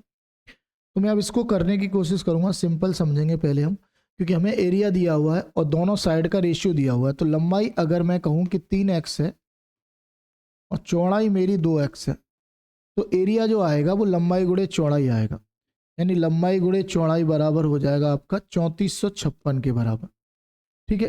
तो लंबाई अगर मेरे भाई कितनी है 3x है और चौड़ाई कितनी है 2x है, तो मैं डायरेक्ट यहाँ रखूंगा 3x गुणे 2x बराबर हो जाएगा आपका 3456 के। तो मैं यहाँ से देखूंगा कि एक्स स्क्वायर की वैल्यू निकाल सकता हूँ, 3 दूनी 6 से काट सकता हूँ, 6 पंजे 30, 6 सत्ते 42, 6 छक 36, और 576 जो है मेरे भाई वो 24 का स्क्वायर है। तो मैं कहूँगा कि एक्स की वैल्यू जो आ जाएगी वो 24 आ जाएगी। एक्स की वैल्यू कितनी आ जाएगी 24। तो मुझे अगर पेरीमीटर निकालना है तो मैंने सिंपली आपको क्या बताया, पेरीमीटर क्या होता है 2 time of L plus B होता है, यानी 2 गुणा लंबाई प्लस चौड़ाई होता है। ठीक है, तो पेरीमीटर जो होता है वो 2 गुणा लंबाई प्लस चौड़ाई होता है परिमाप। तो मैंने कहा लंबाई अगर 3x है, चौड़ाई 2x है, तो टोटल हो गया 5x, 5x दूनी 10x, और x की वैल्यू अगर 24 है तो टोटल पेरीमीटर आ गया 240। 24 गुणे 10 कितना हो जाएगा 240 आ जाएगा। तो मुझे ये बताना है केवल कि कुल मिलाकर टोटल कॉस्ट क्या होगी, टोटल खर्च 3.5 रुपये के हिसाब से क्या होगा। ये वर्ग नहीं आना चाहिए था यहाँ पर, क्योंकि वर्ग जो है वो केवल एरिया के लिए फाइंड होता है, लेकिन लंबाई के लिए हम केवल मीटर करेंगे। तो मैं कहूँगा टोटल कॉस्ट जो आएगी ना, टोटल कॉस्ट वो 240 मीटर का तार है, और 1 मीटर की कॉस्ट अगर 3.5 यानी 7/2 है, मैं कहूँगा 2 से कटेगा 120 और 12 सत्ते 84 यानी 840 रुपये की कॉस्ट आ जाएगी। कितनी कॉस्ट आ जाएगी 840 रुपये। That means B option correct हो जाएगा। सिंपल है, आराम से समझ गए होगे चीज़ें। सबसे पहले आपको क्या करना है कि एरिया के अकॉर्डिंग जो है वो इस रेशियो को कंफर्म करके लेंथ और ब्रेथ निकाल लेनी है। लेंथ और ब्रेथ के बाद में आप पेरीमीटर निकालेंगे, पेरीमीटर के बाद में आप टोटल कॉस्ट का मल्टीप्लाई करके बता देंगे कि मेरे भाई इतना कॉस्ट आ जाएगी। सिंपल है कि नहीं, आराम से कह सकते हैं। आगे बढ़ेंगे क्वेश्चन नंबर 41 की तरफ। 41 सवाल आपके सामने, बड़ा ही प्यारा सा क्वेश्चन है। कह रहा है कि एक मैदान 120 मीटर लंबा और 50 मीटर चौड़ा है, गणना करें कि इसका परिमाप इसके विकर्ण की लंबाई का कितने गुना है। बड़ा ही अच्छा सवाल है। अगर मैं पेरीमीटर की बात करूं तो पेरीमीटर जो आएगा वो 2 time of L plus B आएगा। तो मैं कहूँगा कि 2 टाइम ऑफ एल कितना है 120 और बी कितना है 50। मैं कहूँगा कि पेरीमीटर जो आ जाएगा वो 340 आ जाएगा। जबकि मैं इसके डायगनल की बात करता हूँ तो मैंने भी आपको बताया था कि डायगनल जो होता है वो under root L square plus B square होता है। तो मैं जब डायगनल एल कितना है 120 और ये कितना है 50, तो 2500 और 120 यानी कि आएगा 16900। ठीक है, या फिर मैं लिख ही देता हूँ टोटल, ये आएगा 120 का स्क्वायर, ये आएगा 50 का स्क्वायर, तो ये आपका बन जाएगा 14,400, और ये बनेगा आपका 2500। तो जब मैं जोड़ दूंगा तो ये आ जाएगा 16900, जो किसका स्क्वायर होता है, जो स्क्वायर होता है 130 का। तो डायगोनल जो आ गया वो 130 आ गया। तो मुझे बताना था पेरीमीटर और डायगोनल का रेशियो क्या होगा। ठीक है, पेरीमीटर और डायगोनल का रेशियो, तो मैं कहूँगा कि पेरीमीटर और डायगोनल का जो रेशियो होगा वो होगा 3.40 divided by 130, sorry 340 divided by 130। मैं कहूँगा 3413 का अनुपात आ रहा है, 3413। अच्छा, पॉइंट बताना मुझे, रेशियो नहीं बताना, गुना बताना है कितने गुना होगा। जब मैं इसे डिवाइड करूँगा तो 13 दूनी 26 आएगा, पॉइंट लगेगा। कितना बच गया 80, 13 छिक्के 78 हो जाएगा। कितना हो गया 2 0 13 एकन 13, यानी कि 2.61 के आसपास होगा, जो कि ऑप्शन नंबर डी में अवेलेबल है। जो कि ऑप्शन नंबर डी में अवेलेबल है, कितना हो जाएगा 2.61 के आंसर आ जाएगा। ठीक है, तो इसमें आपको करना क्या पड़ा मेरे भाई, इसमें आपको पेरीमीटर निकालना पड़ा, इसमें आपको डायगोनल निकालना पड़ा। डायगोनल के लिए आपको इतनी मेहनत करने की ज़रूरत नहीं थी, क्योंकि मुझे पता है कि 5, 12 और 13 का ट्रिपलेट होता है, तो 50, 120 और 130 का ट्रिपलेट बन जाएगा। यानी आप डायरेक्ट, अगर प्रैक्टिस बहुत सारी किए हुए हैं तो आप डायरेक्ट बता सकते थे इसका पेरीमीटर जो होगा, सॉरी इसका जो डायगोनल होगा वो कितना हो जाएगा 130 हो जाएगा, क्योंकि एक साइड 50 है दूसरी 120 है, तो 50 भी 120 और 130 का ट्रिपलेट होता है। तो आप यहाँ पर ये चीज़ नहीं निकालना चाहते तो आराम से भी सवाल बन जाता। वहाँ पर केवल आपको जो है वो अपने मेहनत को अप्लाई करना था। ठीक है, चलिए आगे बढ़ेंगे, क्वेश्चन नंबर 42 की बात करेंगे।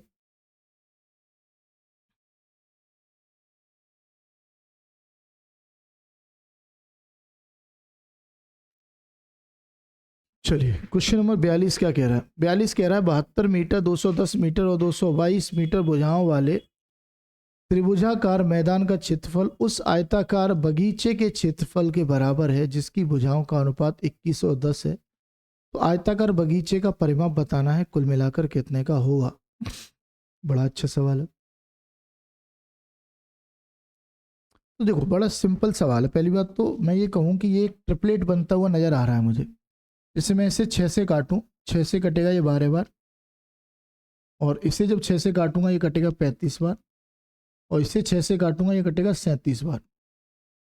ठीक है, तो 12, 35 और 37 का एक ट्रिपलेट बनता है। 12, 35, 37 का ट्रिपलेट बनता है। तो मैं ये कहूँगा कि उसका 6 गुना भी बहुत आराम से ट्रिपलेट बनेगा। तो जब मैं इसका एरिया निकालने जाऊँगा तो एरिया में हमें पता होता है कि 1/2 अगर ये बेस है तो ये हाइट हो जाएगी। तो एरिया ऑफ ट्राइंगल जो आएगा वो 1/2, अगर बेस मेरा कितना है 72, तो हाइट कितनी हो जाएगी? 210 हो जाएगी। मैं बड़े आराम से कह दूंगा कि मेरा जो एरिया आएगा 36 एकम 36 और 3 75 यानी 7560 आ जाएगा। और यही एरिया जो है वो किसका है? यही एरिया जो है वो उस रेक्टेंगल का है जिसकी साइड 21 और 10 के रेशियो में, यानी कि एक अगर 21x है तो दूसरी 10x है, तो दोनों का प्रोडक्ट ही 756, क्योंकि एरिया ऑफ ट्राइंगल जो है वो बराबर है एरिया ऑफ स्क्वायर के। तो मैंने कहा सॉरी रेक्टेंगल के, तो मैं 21 से काट दूंगा इसको, तो एक्स स्क्वायर की वैल्यू जो आएगी वो 21 या 63, 21 छिक्के 126, तो एक्स का मान जो आएगा वो 6 आ जाएगा। एक्स का मान 6 आएगा। तो मुझे पेरीमीटर बताना, तो किसी भी रेक्टेंगल का जो पेरीमीटर होता है वो 2 time of L plus B होता है। तो मैं कहता 2 गुणे 21 और 10, 21 और 10 31 एक्स होगा, और x की वैल्यू अगर 6 है तो 6 दूनी 12, 12 एकन 12, 12 36 और 1 37, यानी कि 372 मेरा आंसर आ जाएगा। 372 मतलब डी ऑप्शन करेक्ट हो जाएगा। क्लियर है? बातें समझ में आ रही होंगी, कोई दिक्कत नहीं, कोई समस्या नहीं, आराम से क्वेश्चन को किया जा सकता है। यहाँ पर सबसे मेन काम है ये पहचानना कि ये ट्रिपलेट बनना है कि नहीं बनना। तो क्योंकि मुझे ये पता है कि 12, 35 और 37 का ट्रिपलेट बनता है, तो फिर उसका कितने गुना भी कर लो। जैसे 2 गुना करूंगा तो 24, 70 और 74 का भी ट्रिपलेट बनेगा। उसका 3 गुना करूंगा तो 36, 105 और 116 का भी ट्रिपलेट बनेगा, सॉरी 111 का भी ट्रिपलेट बनेगा। तो अगर मैं देख रहा हूं कि ये कुल मिलाकर 6 गुना है, तो 72, 210 और 222 का भी ट्रिपलेट बनेगा। और जब कभी ट्रिपलेट बनता है तो वह एक समकोण त्रिभुज होता है, एक समकोण त्रिभुज होता है जिसमें हम एरिया निकालते हैं 1/2 बेस इंटू हाइट करके, बेस इंटू हाइट करके। मैंने आपको पहली क्लास में ये बता दिया था। मैं कहूँगा कि बेस अगर 12 है तो हाइट 35 होगी, या फिर बेस अगर 35 है तो हाइट 12 होगी। गुणा तो इन्हीं दोनों का होगा, इसका कोई यूज़ नहीं होगा। तो मैंने एक ही लाइन में ये करने का कोशिश की है। बाकी आप लोग जो है वो ट्राइंगल पढ़ चुके हैं तो उसको आप अप्लाई करके चाहे हीरोज़ फार्मूला लगा लेना। हीरोज़ फार्मूला से बस बेसिकली थोड़ा सा लेंदी हो जाएगा, क्योंकि संख्याएं बड़ी हैं तो कैलकुलेशन थोड़ी सी ज़्यादा होगी। क्वेश्चन नंबर 43 की बात करते हैं। जैसे कह रहा है कि एक आयताकार फर्श की लंबाई और चौड़ाई क्रमशः जो है 14.35 मीटर और 11.55 मीटर है। इसे पूरी तरह से ढकने के लिए कम से कम कितनी वर्गाकार टाइल्स की आवश्यकता होगी? तो आपको बड़ा ही प्यारा सा सवाल है ये क्वेश्चन। बेसिकली हम HCF LCM जब पढ़ते हैं तो वहाँ पर भी ये सवाल करते हैं। कह रहा है कि एक रेक्टेंगुलर जो है वो फर्श है जिसकी लंबाई और चौड़ाई मुझे दी हुई है, और मुझे यहाँ पर टाइल लगानी है। मुझे बताना है कि टाइल की जो है वो संख्या कितनी होगी, कितनी आवश्यकता पड़ेगी। तो हम करते क्या है ऐसे क्वेश्चनों को करने के लिए? हम करते हैं नंबर ऑफ टाइल्स निकालते हैं। जब हम नंबर ऑफ टाइल्स निकालते हैं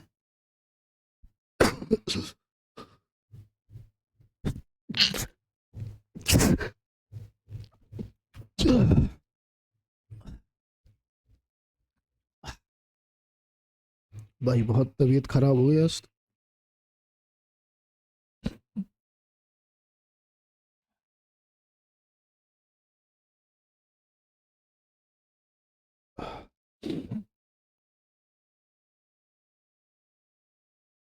चलिए, जब हम नंबर ऑफ टाइल्स निकालते हैं तो हम ये कहते हैं कि एरिया ऑफ रेक्टेंगल,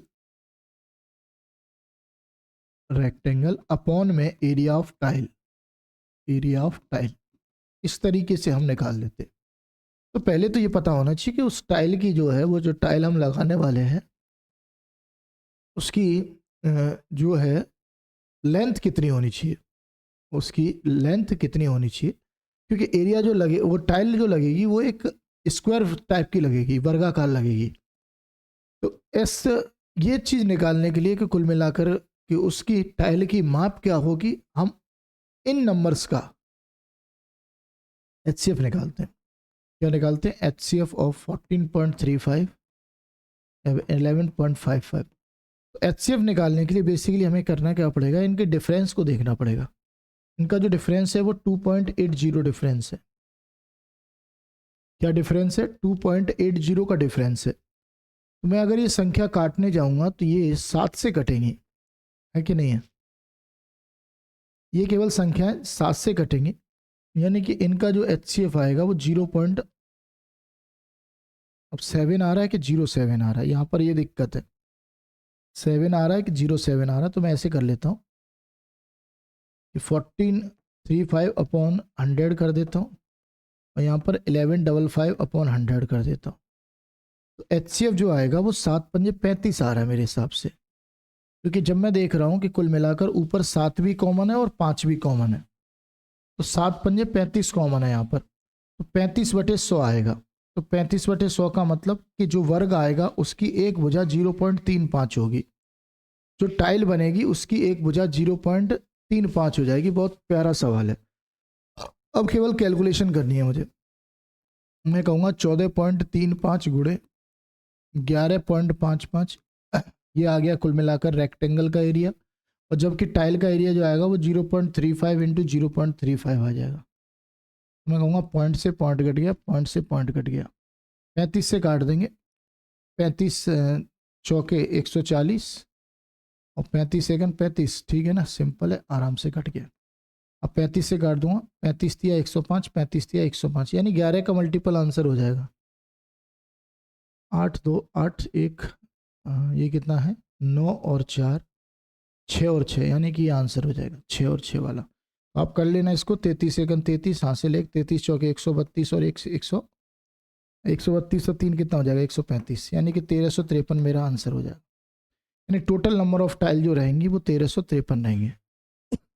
कितनी रहेगी टोटल नंबर ऑफ टाइल्स? 1353 रहेगी।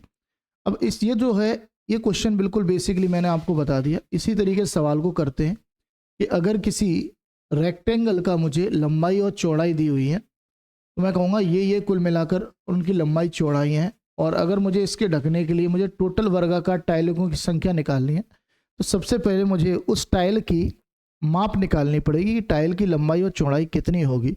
तो हम डायरेक्ट ये कहते हैं लंबाई और चौड़ाई जो होगी वो कुल मिलाकर इन संख्याओं का HCF होगी, यानी कि वर्ग जो स्क्वायर है, सॉरी रेक्टेंगल है, रेक्टेंगल की भुजाओं के HCF को ही हम एरिया जो साइड कहेंगे वो टाइल की साइड कहेंगे। तो मैंने कहा टाइल की साइड जो आ गई वो 0.35 आ गई। तो मैंने कहा कि नंबर ऑफ टाइल निकालने के लिए area of rectangle upon area of tile करना पड़ेगा। तो एरिया ऑफ रेक्टेंगल जो आएगा वो लेंथ इंटू ब्रेथ आएगा, जबकि एरिया ऑफ टाइल जो आएगा, क्योंकि टाइल एक स्क्वायर फॉर्म की है तो उसकी साइड का स्क्वायर आएगा। तो मैंने कैलकुलेशन की तो 1353 आंसर आ गया। लेकिन सवाल ये उठता है कि क्या पेपर में इतना ही करना पड़ेगा? तो मैं कहूँगा नहीं, बिल्कुल नहीं, इतना नहीं करना पड़ेगा आपको। उसके लिए आपको बेसिकली करना क्या है, बात उसकी कर लेते हैं कि अगर ये सवाल पेपर में आपके आता है, अगर ये क्वेश्चन एग्जाम में देखने को मिलता है, तो आप बड़े ही आराम से सवाल को कर सकते हैं। ऐसे केस में आपको करना ये पड़ेगा कि आपको रेशियो निकालना पड़ेगा, रेशियो ऑफ लंबाई एंड चौड़ाई, यानी लेंथ और ब्रेथ का रेशियो निकालना पड़ेगा। तो आप करेंगे 14.35 और 11.55। मैं कहूँगा कि पॉइंट से पॉइंट हट गया। अब मैं यहाँ से काटूंगा तो ये कटेगा 35 से कटेगा 41 बार, ये 35 से कटेगा 33 बार, ठीक है। तो मैंने कहा कि नंबर ऑफ टाइल्स जो होगी, नंबर ऑफ टाइल्स जो होगी वो रेशियो का product he number of tiles हो जाएगी, रेशियो का product he number of tiles हो जाएगी। बस यही आपका आंसर हो जाएगा। तो एग्जाम में आपको बेसिकली इतना करना है, जबकि इसका बेसिक सॉल्यूशन मैंने आपको बता दिया। बेसिक सॉल्यूशन क्या होता है कि अगर आप नंबर ऑफ टाइल्स निकालनी है तो पहले एरिया ऑफ रेक्टेंगल अपॉन में एरिया ऑफ टाइल करना पड़ेगा। एरिया ऑफ रेक्टेंगल के लिए लंबाई और चौड़ाई का मल्टीप्लाई करना पड़ेगा, जबकि एरिया ऑफ टाइल के लिए आपको पहले HCF निकालना पड़ेगा दोनों साइड्स का जो रेक्टेंगल की दी हुई है, और फिर उसका एरिया निकाल कर आपको डिवाइड करना पड़ेगा। तो वहाँ पर थोड़ी सी चीज़ें जो है वो लेंदी हो जाती हैं। तो ये उसका बेसिक तरीका जो था वो मैंने यहाँ पर कराया था आपको, जबकि इसका शॉर्ट मेथड मैंने आपको यहाँ पर बता दिया। ठीक है, चलिए आगे बढ़ेंगे क्वेश्चन नंबर 44 की ओर। क्वेश्चन नंबर 44 क्या कह रहा है कि एक आयताकार भूखंड की लंबाई उसकी चौड़ाई से 15 मीटर अधिक है। बड़ा प्यारा सवाल है। यदि भूखंड के चारों ओर बाड़ लगाने की लागत इतने रुपए प्रति मीटर की दर से इतने रुपए है तो भूखंड की लंबाई। तो मैंने अभी इसके ऊपर एक सवाल कराया था कि अगर मैं कहूँ कि टोटल इतने रुपए की कॉस्ट आ रही है और 1 मीटर की कॉस्ट इतनी है, तो मुझे ये पता चल जाएगा कि जितने एरिया में बाड़ लगाई जा रही है, जितने एरिया में बाड़ लगाई जा रही है उसकी लंबाई कितनी है, और उसकी लंबाई ही क्या कहलाएगी, उस रेक्टेंगल का पेरीमीटर कहलाएगी, परिमाप कहलाएगी। ठीक है, चलिए। तो मैंने कहा कि पेरीमीटर ऑफ रेक्टेंगल क्या होगा, तो मैंने कहा टोटल कॉस्ट 4950 बटे में कॉस्ट ऑफ 1 मीटर। मुझे 11 से कटता नजर आ रहा है, 11 कन 11, 11 पंजे 55, 11 चक 44, 11 पंजे 55 जो 0, तो यानी कि पेरीमीटर जो आ जाएगा वो 300 आ जाएगा। पेरीमीटर होता क्या है, तो मैंने बताया कि 2 गुना लंबाई प्लस चौड़ाई मेरा पेरीमीटर होता है।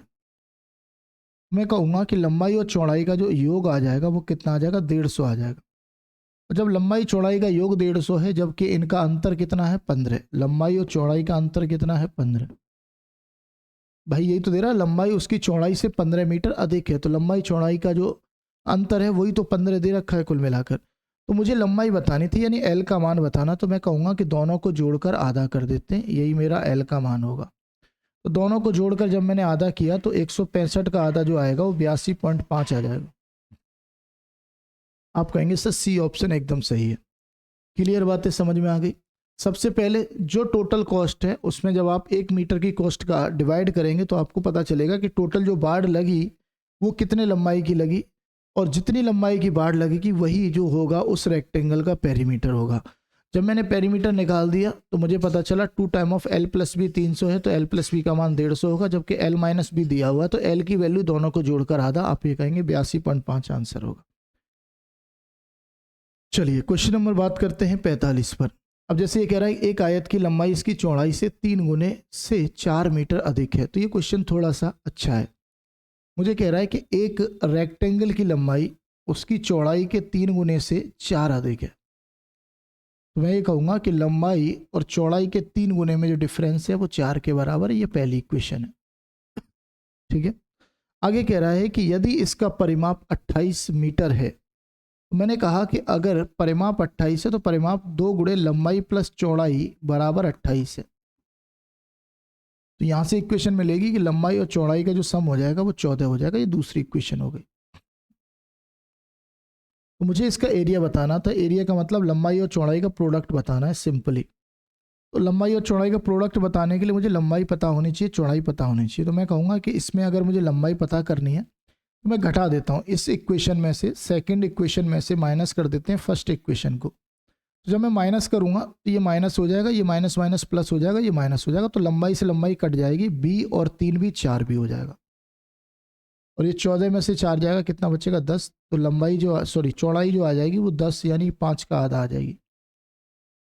लंबाई जो आ जाएगी वो 5 का आधा आ जाएगी, चौड़ाई। तो लंबाई अगर निकालनी है तो मैं कहूँगा 14 में से चौड़ाई को घटा दो। तो मैं जब 14 में से 2.5 घटाऊँगा सीधा मैं 5/2 ही कर देता हूँ, तो कितना आएगा 23/2 आ जाएगा। लंबाई आ गई 23/2। तो अगर मुझे एरिया ऑफ रेक्टेंगल निकालना है, एरिया ऑफ रेक्टेंगल, तो मैं कहूँगा कि 5/2 गुणे 23/2 आ जाएगा, और 23 पंजे 115/4 हो जाएगा, 115/4 हो जाएगा। जब मैं 4 से डिवाइड करूँगा तो ये बहुत गलत आ रहा है भाई।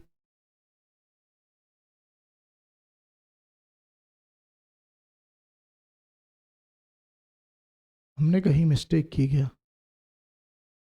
अच्छा, इसकी चौड़ाई के 3 गुने से 4 मीटर कम है, ये मैंने यहाँ अधिक ले लिया था। ये कम है मेरे भाई, ये कम है, ये 4 कम है। तो अगर ये 4 कम है तो फिर सवाल पूरा सा दोबारा करना पड़ेगा मुझे। तो मैं ये कहूँगा कि 3v माइनस के l बराबर 4 हो जाएगा। ठीक है, अगर 3v माइनस l बराबर 4 हो जाएगा तो मैं ये कहूँगा कि यहाँ से मुझे जो है सब चीज़ों को अलग से करना पड़ेगा। मैं इस इक्वेशन में इस इक्वेशन को जोड़ दूंगा, यानी फर्स्ट प्लस सेकंड कर दूंगा। तो जोड़ते ही l से l कट जाएगा, 3b और b 4b बराबर हो जाएगा 14 और 4 18, यानी b की वैल्यू जो आएगी वो 9/2 यानी कि 4.5 आ जाएगी। और b अगर 9/2 है तो यहाँ पर वैल्यू रखूँगा तो l का वैल्यू जो आएगी वो 14 दूनी 28, 28 माइनस के 9 यानी कि 19/2 आ जाएगी। तो अगर मुझे एरिया निकालना है तो मैं कहूँगा कि 9/2 गुणे 19/2, तो 19 निम्मा जो होता है वो 171/4 हो जाएगा। जब मैं डिवाइड करूँगा तो 4 चौक 16, 4 दूनी 8, 4 सत्ते 28, 4 पंजे 20 यानी 42.75। That means D option correct हो जाएगा। तो ये चीज़ ध्यान रखिएगा। थोड़ा सा यहाँ पर हमसे मिस्टेक क्या हुई कि हमने यहाँ पर ये समझा कि ये अधिक है, जबकि यहाँ पर कितना था, कम था, 4 मीटर कम है, 3 गुने से 4 मीटर कम है। ठीक है भाई, चलिए आगे बात करेंगे क्वेश्चन नंबर 46 के बारे में। अभी रेक्टेंगल पर जितने सवाल हैं आज की क्लास में वो कर लेते हैं। ठीक है, रेक्टेंगल पर काफ़ी क्वेश्चन है, मुझे लगता है बहुत सारे सवाल हैं रेक्टेंगल।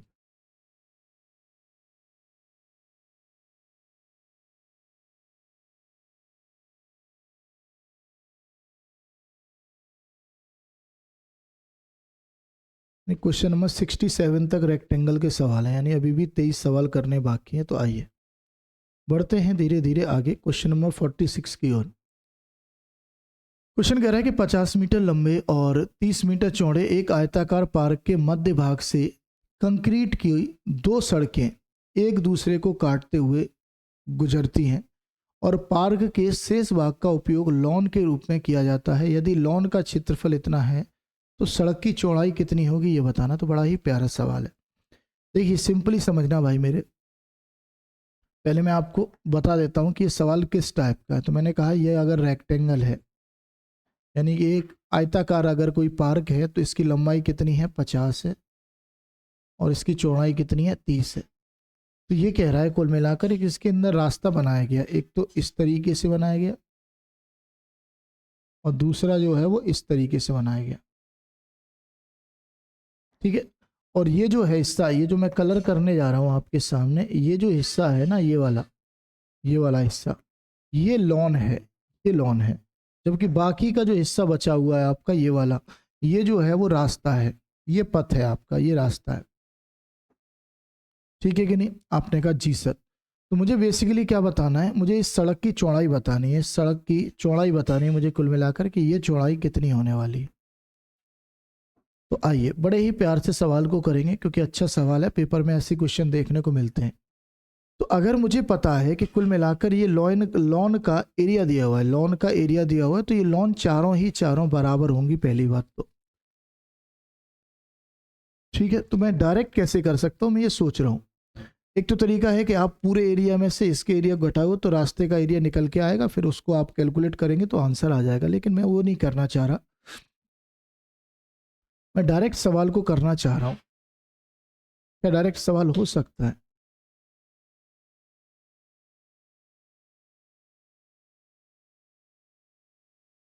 मैं ये कहूँ कि अगर x है तो ये भी x होगा, और ये जो हो जाएगा अगर ये y है तो नहीं, ऐसे बनेगा नहीं सवाल, मज़ा नहीं आएगा, नहीं बनेगा भाई सवाल ऐसे।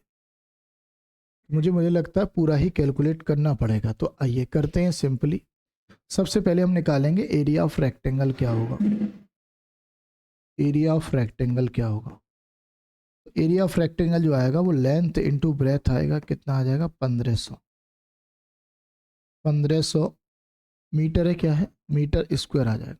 ठीक है, जब मैं इस एरिया में से इस लॉन के मतलब इस पूरे एरिया में से इस लॉन के एरिया को माइनस कर दूंगा तो केवल मेरे पास रास्ते का एरिया बचेगा। यानी मैं कहूँगा कि एरिया ऑफ पाथ जो आएगा, एरिया ऑफ पाथ जो आएगा वो क्या आएगा, एरिया ऑफ पाथ मेरा आ जाएगा, वो आएगा 1500 माइनस के 1125, यानी कि 375 मेरा एरिया ऑफ पाथ आ जाएगा।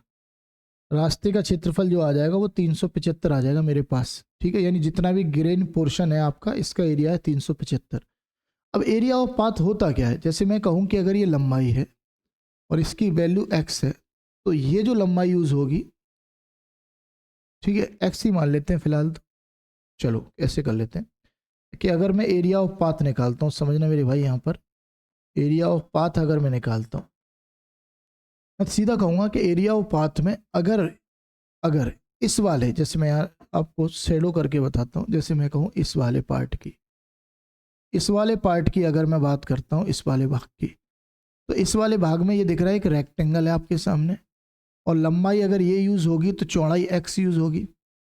तो इसका जो एरिया आएगा, इसका जो एरिया आएगा आपके सामने, वो आएगा लंबाई यानी 50 गुणे चौड़ाई, उसकी पाथ की चौड़ाई x मानी हमने, तो 50 गुणे x आ जाएगा, प्लस में करेंगे। तो अब मैं अगर इस वाले को लूँगा, दूसरे वाले को, देखिएगा ध्यान से मेरे भाई, मैं अगर इस वाले को लूँगा, इस वाले को, तो इसमें क्या होगा, इसमें अगर ये वाली चीज़ चौड़ाई होगी तो ये x होगी। मैं कहूँगा कि इसका जो एरिया आएगा वो क्या आएगा, तो आप ये कहेंगे 30 गुणे x इसका एरिया हो जाएगा। लेकिन मैं माइनस करूँगा किसको, एक्स स्क्वायर को। क्यों माइनस करूँगा एक्स स्क्वायर को मेरे भाई, क्योंकि बीच में जो है वो एक वर्ग है, बीच में जो है वो एक वर्ग है, ये वाला, ये दोनों बार आ रहा है, वो इस केस में भी आ रहा है और ये इस केस में भी आ रहा है, तो एक बार एक्स्ट्रा आ रहा है। तो इसको जब मैं माइनस करूँगा, एरिया तो एक ही बार लेना, चाहे इस तरफ से ले लें चाहे इस तरफ से ले लें। तो मैंने कहा इस बार मुझे इधर से माइनस करना पड़ेगा, एक एरिया निकालना पड़ेगा, तो एक्स गुणे एक्स, एक्स स्क्वायर को निकालना पड़ेगा। तो मैंने कहा सिंपली क्या है कि ये अगर 375 है मेरे भाई, तो पहली बात तो इसमें x कॉमन आ रहा है, या हम डायरेक्ट कर लें, ये आएगा 50 और 30 80x, ये बनेगा एक्स स्क्वायर। तो मैं यहाँ से कहूँगा कि x कॉमन आएगा तो x 80 माइनस एक्स बचेगा, बराबर हो जाएगा 375। अब 375 कैसे बन सकता है भाई, 375 5 से भाग करने पर कैसे बनेगा, 5 7 35 55 25, यानी कि अगर मैं x की जगह 5 रखता हूँ, अगर मैं x की जगह 5 रखता हूँ, तो ये 5 गुणे 75 375 बन जाएगा। तो आप ये कहेंगे कि रास्ते की जो चौड़ाई होगी वो कितनी हो जाएगी, 5 हो जाएगी। रास्ते की चौड़ाई कितनी हो जाएगी, 5 हो जाएगी। तो बड़ा ही प्यारा सा सवाल था। बेसिकली इस क्वेश्चन में थोड़ी सी मेहनत लगी, पर आपने चीज़ें समझ ली होंगी। सबसे पहले कि अगर मैं, जैसे मैं एक बार फिर से दोबारा चीज़ों को बता देता हूँ, एक बार अलग से एक्सप्लेन कर देता हूँ, क्योंकि अच्छा क्वेश्चन है, ऐसे क्वेश्चन एग्जाम में देखने को मिलते हैं। जैसे मैं कहूँ कि ये आपका रास्ता है, पूरा कोई पार्क है और इसमें रास्ते बने हुए हैं। एक रास्ता ऐसे बनाओ, अरे भाई क्या हुआ इसको, मैं क्या कहूँ, एक रास्ता इस तरीके से बना हुआ है और एक रास्ता इस तरीके से बना हुआ है। सिंपली समझना मेरे भाई। तो अगर रास्ते की चौड़ाई बराबर है, जैसे ये अगर x है और ये भी x है, तो मैं कहूँगा कि अगर लंबाई मेरी कितनी है, जाओ भाई, अगर मैं कहूँ लंबाई मेरी कितनी है l है और चौड़ाई मेरी कितनी है b है, तो मेरी बात ध्यान से समझिएगा मेरे भाई, बड़ा ही अच्छा सवाल है कि अगर मैं इस पोर्शन के एरिया को निकालने जाऊंगा, तो ये भी एक रेक्टेंगल ही तो नज़र आ रहा है मुझे, एक ये आयत ही तो नज़र आ रहा है। आयत में क्या है, ये लंबाई है और इस केस में चौड़ाई कितनी है, केवल x है। तो इसका एरिया जो आएगा वो लंबाई गुणे x आ जाएगा, ठीक है कि नहीं। जबकि मैं दूसरे वाले बात करूंगा, दूसरे वाले की, इस केस की बात करूंगा, ये वाला केस, तो इस केस में मेरे भाई अगर ये लंबाई होगी b, तो इसकी चौड़ाई कितनी हो जाएगी x, तो इसका जो एरिया आएगा bx आ जाएगा, ठीक है। लेकिन क्योंकि मुझे पता चल रहा है कि मैंने जब ये काउंट किया और ये काउंट किया, तो ये एरिया 2 बार आ गया, ये एरिया 2 बार आ गया, तो इसकी अगर लंबाई x है तो चौड़ाई भी x है, तो मैं कहूँगा कि इसको एक बार माइनस कर देंगे, तो इसका एरिया जो आएगा वर्ग का, वो x का स्क्वायर आएगा। तो ये टोटल जो एरिया आ जाएगा वो एरिया ऑफ पाथ आ जाएगा, एरिया ऑफ क्या आ जाएगा, पाथ आ जाएगा। तो अगर मैं इसको नॉर्मली एक फॉर्मूले के तौर पे बनाने की कोशिश करूँ, तो मैं कहूँगा कि x गुणे l plus B minus X मेरी वैल्यू होगी।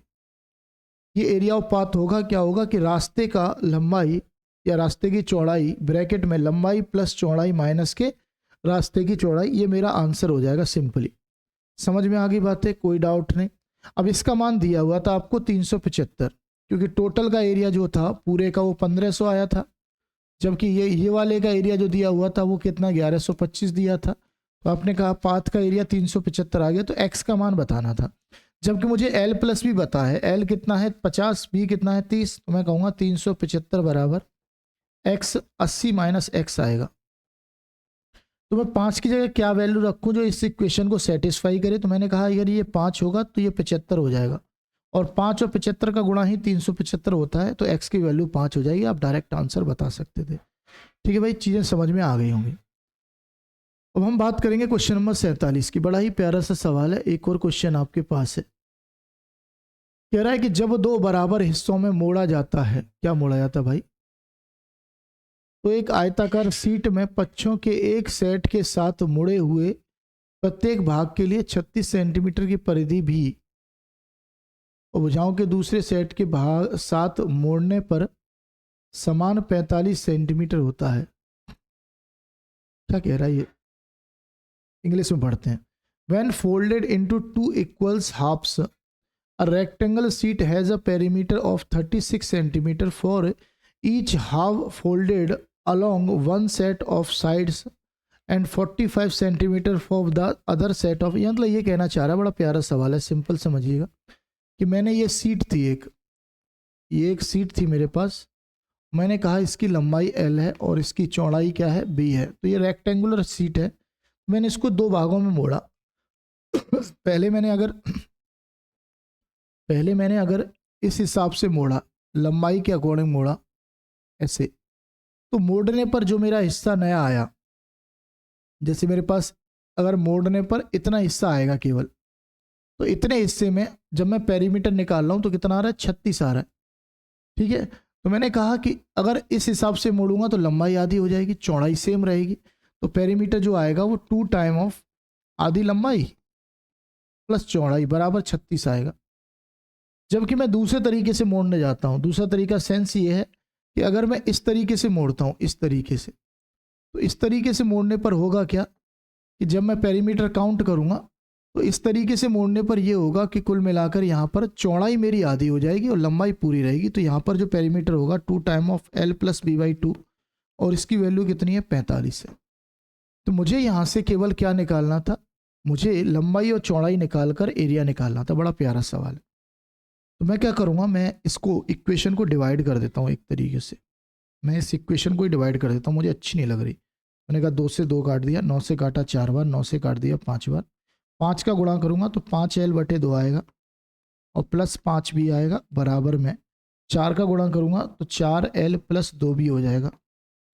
ठीक है, तो मैंने कहा कि 3L/2 बराबर हो जाएगा 3B के, तो L और B का जो रेशियो आएगा वो 2 और 1 का आ जाएगा। लंबाई और चौड़ाई का जो रेशियो आएगा वो 2 और 1 का आ जाएगा। बड़ा सिंपल, बड़ा ही प्यारा सवाल था। लंबाई चौड़ाई का रेशियो कितना आ जाएगा, 2 और 1 का आ जाएगा। तो मैंने कहा लंबाई चौड़ाई अगर 2 और 1 है तो मैं यहाँ पर 2x रखता हूँ, यहाँ पर x रखता हूँ। तो आप ये कहेंगे सर सिंपल है, 4x बराबर 36, तो x का मान 9 आ जाएगा।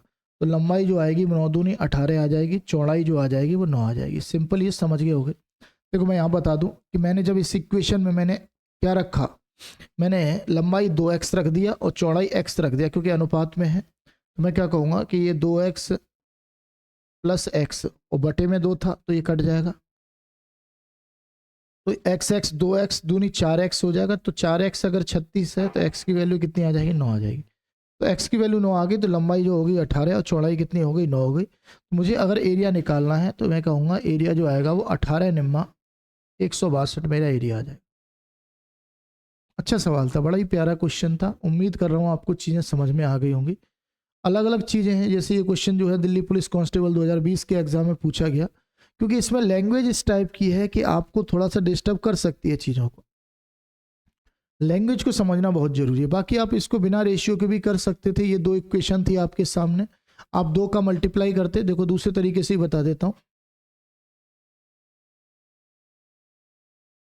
आप ऐसे भी कर सकते थे सवाल को, कोई ज़्यादा टफ नहीं था।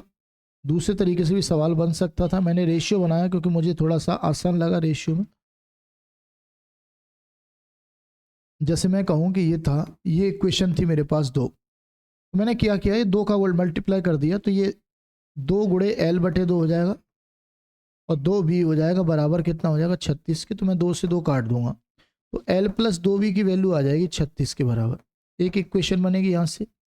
जबकि इसमें 2 का मल्टीप्लाई करूंगा तो ये हो जाएगा 2L और 2 से 2B बराबर हो जाएगा 45 के। तो ये इक्वेशन बनेगी मेरे पास 2L प्लस B बराबर 45 के।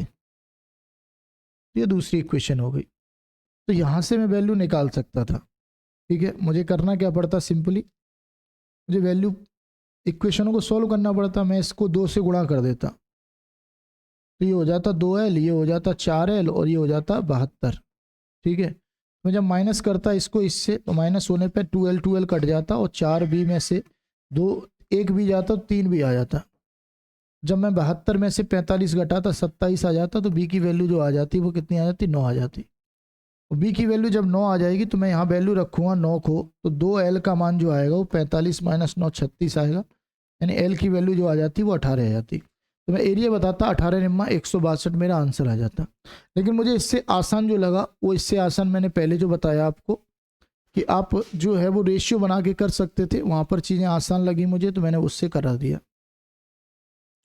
ठीक है, चलिए एक क्वेश्चन और देखते हैं, आज का आखिरी सवाल, फिर जो है हम बाकी क्वेश्चन नेक्स्ट क्लास में देखेंगे। सवाल बहुत सारे हैं और मैं सोच रहा हूँ कि आई थिंक अगर 50 पे पहुँच जाए तो ज़्यादा बेटर है, 50 पर पहुँच जाए तो ज़्यादा बेटर है। तो देखता हूँ, कोशिश करते हैं कि इस क्वेश्चन को करने के बाद 2 क्वेश्चन और कर पाएँ। तो अब जैसे सवाल कह रहा है कि किसी आयत के परिमाप और लंबाई के बीच में जो अनुपात है वो 5 और 2 का है। ठीक है, यदि आयत का क्षेत्रफल दिया हुआ है तो आयत की चौड़ाई क्या होगी ये बताना है। तो बड़ा प्यारा सवाल है मेरे भाई। मुझे पता है कि आयत का जो परिमाप होता है वो 2 टाइम ऑफ L+B होता है, जबकि मेरे पास चौड़ाई जो होती है वो B होती है। तो इसका रेशियो जो था वो 5 और 2 का था। मैं केवल यहाँ रेशियो निकालूंगा लंबाई और चौड़ाई का। तो मैं 2 का गुणा करूंगा तो ये जाएगा 4L + 4B, ये हो जाएगा 5B के। तो 4L बराबर हो जाएगा आपका B के। तो L और B का जो रेशियो होगा वो 1 और 4 का बनेगा। L और B का रेशियो 1 और 4 बनेगा, यानी लंबाई अगर x है तो चौड़ाई जो है वो 4x है। सिंपल समझ में आ गई बातें? आपने कहा जी सर। तो मैं क्या करूँगा, मुझे पता है कि आयत का क्षेत्रफल लंबाई गुणे चौड़ाई जो है वो 256 होता है। तो ये अगर x है और ये अगर 4x है और ये 256 के बराबर है, तो 4 से काटा मैंने, कितना आया, 64 आया। तो x की वैल्यू जो आएगी 8 आएगी, क्योंकि 64 जो है वो 8 का स्क्वायर है। तो x की वैल्यू अगर 8 आ गई तो चौड़ाई जो होगी, ब्रेथ होगी जो 4 गुणे 8, वो कितनी हो जाएगी, 32 हो जाएगी। मैंने कुछ अलग कर दिया क्या? अच्छा ये लंबाई था, सॉरी लेंथ थी। ठीक है, तो पूरा सॉल्व करने के लिए मैं इसे कर देता हूँ, मैं यहाँ लिख देता हूँ कि अगर चौड़ाई, ठीक है पूरा चेंज नहीं करता मैं सवाल को, तो लंबाई कितनी होगी, कोई दिक्कत नहीं। अगर वहाँ लंबाई दे के चौड़ाई पूछ रहा है तो मैंने चौड़ाई दे के लंबाई पूछ ली। तो चौड़ाई अगर ये हो जाएगी तो मैं कहूँगा लंबाई जो होगी वो 8 हो जाएगी, कोई दिक्कत नहीं है। आप ऐसे कर सकते हैं, कोई दिक्कत नहीं है। ठीक है, बाकी आगे बढ़ेंगे क्वेश्चन नंबर 49 पर। अब जैसे ये कह रहा है कि 120, 182 और 218 भुजाओं वाले एक त्रिभुजाकार मैदान का क्षेत्रफल उस आयताकार बगीचे के क्षेत्रफल के बराबर है जिसकी भुजाओं का अनुपात 14 और 13 है। तो ऐसा क्वेश्चन मैंने अभी आपको करा दिया था। अगर आपसे पेरीमीटर पूछ रहा है तो पेरीमीटर जो आएगा वो 2 टाइम ऑफ L+B आएगा, यानी 27x के बराबर आएगा। जो भी आपका आंसर होगा वो 54 का मल्टीपल होगा। 54 के मल्टीपल बहुत सारे हैं भाई, 3 ऑप्शन ऐसे हैं जो 54 के मल्टीपल है। तो आप इसे कैलकुलेट कर लेना, ठीक है, ये आपका होमवर्क होने वाला है। आप इसे कैलकुलेट करके मुझे आंसर बता देना। अब ये कह रहा है एक तार वृत्ताकार स्वरूप में मोड़े जाने पर इतने क्षेत्रफल घेरता है। अब इसे एक आयत के आकार में मोड़ा जाता है जिसकी भुजाएं 5 और 6 के अनुपात में है। इस आयत की बड़ी भुजा की लंबाई कुल मिलाकर कितनी होगी? तो बड़ी भुजा की लंबाई 6 से भाग जाने वाला नंबर होगी। तो 6 से भाग, देखो इसमें भी जा रहा है, 6 से भाग इसमें भी जा रहा है, 6 से भाग इसमें नहीं जा रहा है, यानी 100 को छोड़कर तीनों में से कोई भी आंसर हो सकता है। तो देखिए बड़ा ही प्यारे तरीके से आंसर निकालेंगे। पहली बात तो अगर कोई वृत्ताकार तौर पे जो तार मोड़ा जा रहा है तो उस तार की लंबाई के लिए मुझे इस पूरे वृत्त की परिधि निकालनी पड़ेगी कि वृत्त की परिधि कितनी है। और वृत्त की परिधि हम कैसे निकालेंगे? पहले हमें एरिया दिया हुआ है तो एरिया से हमें रेडियस निकालनी पड़ेगी, फिर रेडियस के बाद में पेरीमीटर निकालना पड़ेगा, परिधि निकालनी पड़ेगी, ठीक है, सरकमफ्रेंस निकालनी पड़ेगी। तो मैं ये कहूँगा कि एरिया ऑफ ट्राइंगल जो होता है वो, सॉरी एरिया ऑफ सर्कल जो होता है वो πr² होता है, जिसकी वैल्यू कितनी है 12,474 के बराबर है। तो पाई की वैल्यू अगर 22/7 है तो r² का मान निकालना कोई बड़ी बात नहीं है मेरे भाई। मैं 22 से काट दूंगा इसको सीधा सीधा, 22 पंजे 110 और 147 होगा, 22 सिक्के 132 होता है, 154, 22 सत्ते 154 हो जाएगा। तो आर स्क्वायर की जो वैल्यू आएगी वो 567 गुणे 7 ही हो जाके गुणा हो जाएगा। तो मैं कहूँगा कि आर स्क्वायर जो आएगा ये 81 गुणे 7 हो गया, क्योंकि 81 9 का स्क्वायर है, तो आर की वैल्यू 9 7 63 हो जाएगी। तो उसका पेरीमीटर कितना होगा, उसकी सरकमफ्रेंस कितना होगा, सरकमफ्रेंस मतलब परिधि लिख देता हूँ। तो इसकी परिधि जो होगी वो 2 पाई आर होगी। तो 2 गुणे 22/7, आर कितना है 63, तो ये काटा 9 बार, 9 दूनी 18, 18 दूनी 36, 36 और 3 39, तो 396 का इसका पेरीमीटर होगा। और यही सेम पेरीमीटर जो हो जाएगा वो किसका हो जाएगा, इसका रेक्टेंगल का हो जाएगा। तो रेक्टेंगल का पेरीमीटर होता है 2l + b बराबर 396। तो l + b कितना, 6 और 5 11x, क्योंकि रेशियो में है तो 11x बराबर हो गया 396। मैंने 11 दूनी 22 काट दिया, 22 से कट जाएगा ये, 22 से कटेगा, 22 सेकंड 22 और 22 8 176। तो x की वैल्यू जो आएगी वो 18 आ जाएगी। x का मान 18 आ गया, तो बड़ी भुजा जो आएगी वो 6 गुणे 18 108 आ जाएगी। कितनी आ जाएगी, 108। आप ये कहेंगे सर सी ऑप्शन सही है। क्लियर है। चलिए, अगर नहीं समझ में आए तो आप लोग कमेंट कर दीजिएगा, मैं अगली क्लास में आपको बता दूंगा इसी क्वेश्चन को दोबारा से। आशा करता हूं आपको क्लास पसंद आएगी। ये हमारी डेमो क्लास है और इससे आगे की क्लास जितनी भी रहेंगी वो सभी मेंबरशिप में रहेंगी, और वहाँ मेंबरशिप में आपको ज्वाइन करना पड़ेगा और वो वीडियो आप तुरंत प्रोवाइड कर सकते हैं। बाकी जो है आप अपने दोस्तों को शेयर कर सकते हैं अगर वीडियो पसंद आए, कि जो भी दोस्त आपके यूपी पुलिस की, यूपी कांस्टेबल की या दिल्ली पुलिस कांस्टेबल की तैयारी करने वाले हैं, उनसी सभी के लिए ये क्लास जो है वो इम्पोर्टेंट साबित हो सकती है। तो फिर मिलेंगे अगली क्लास में, तब तक के लिए ख्याल रखिए, पढ़ते रहिए। जय हिंद, जय भारत।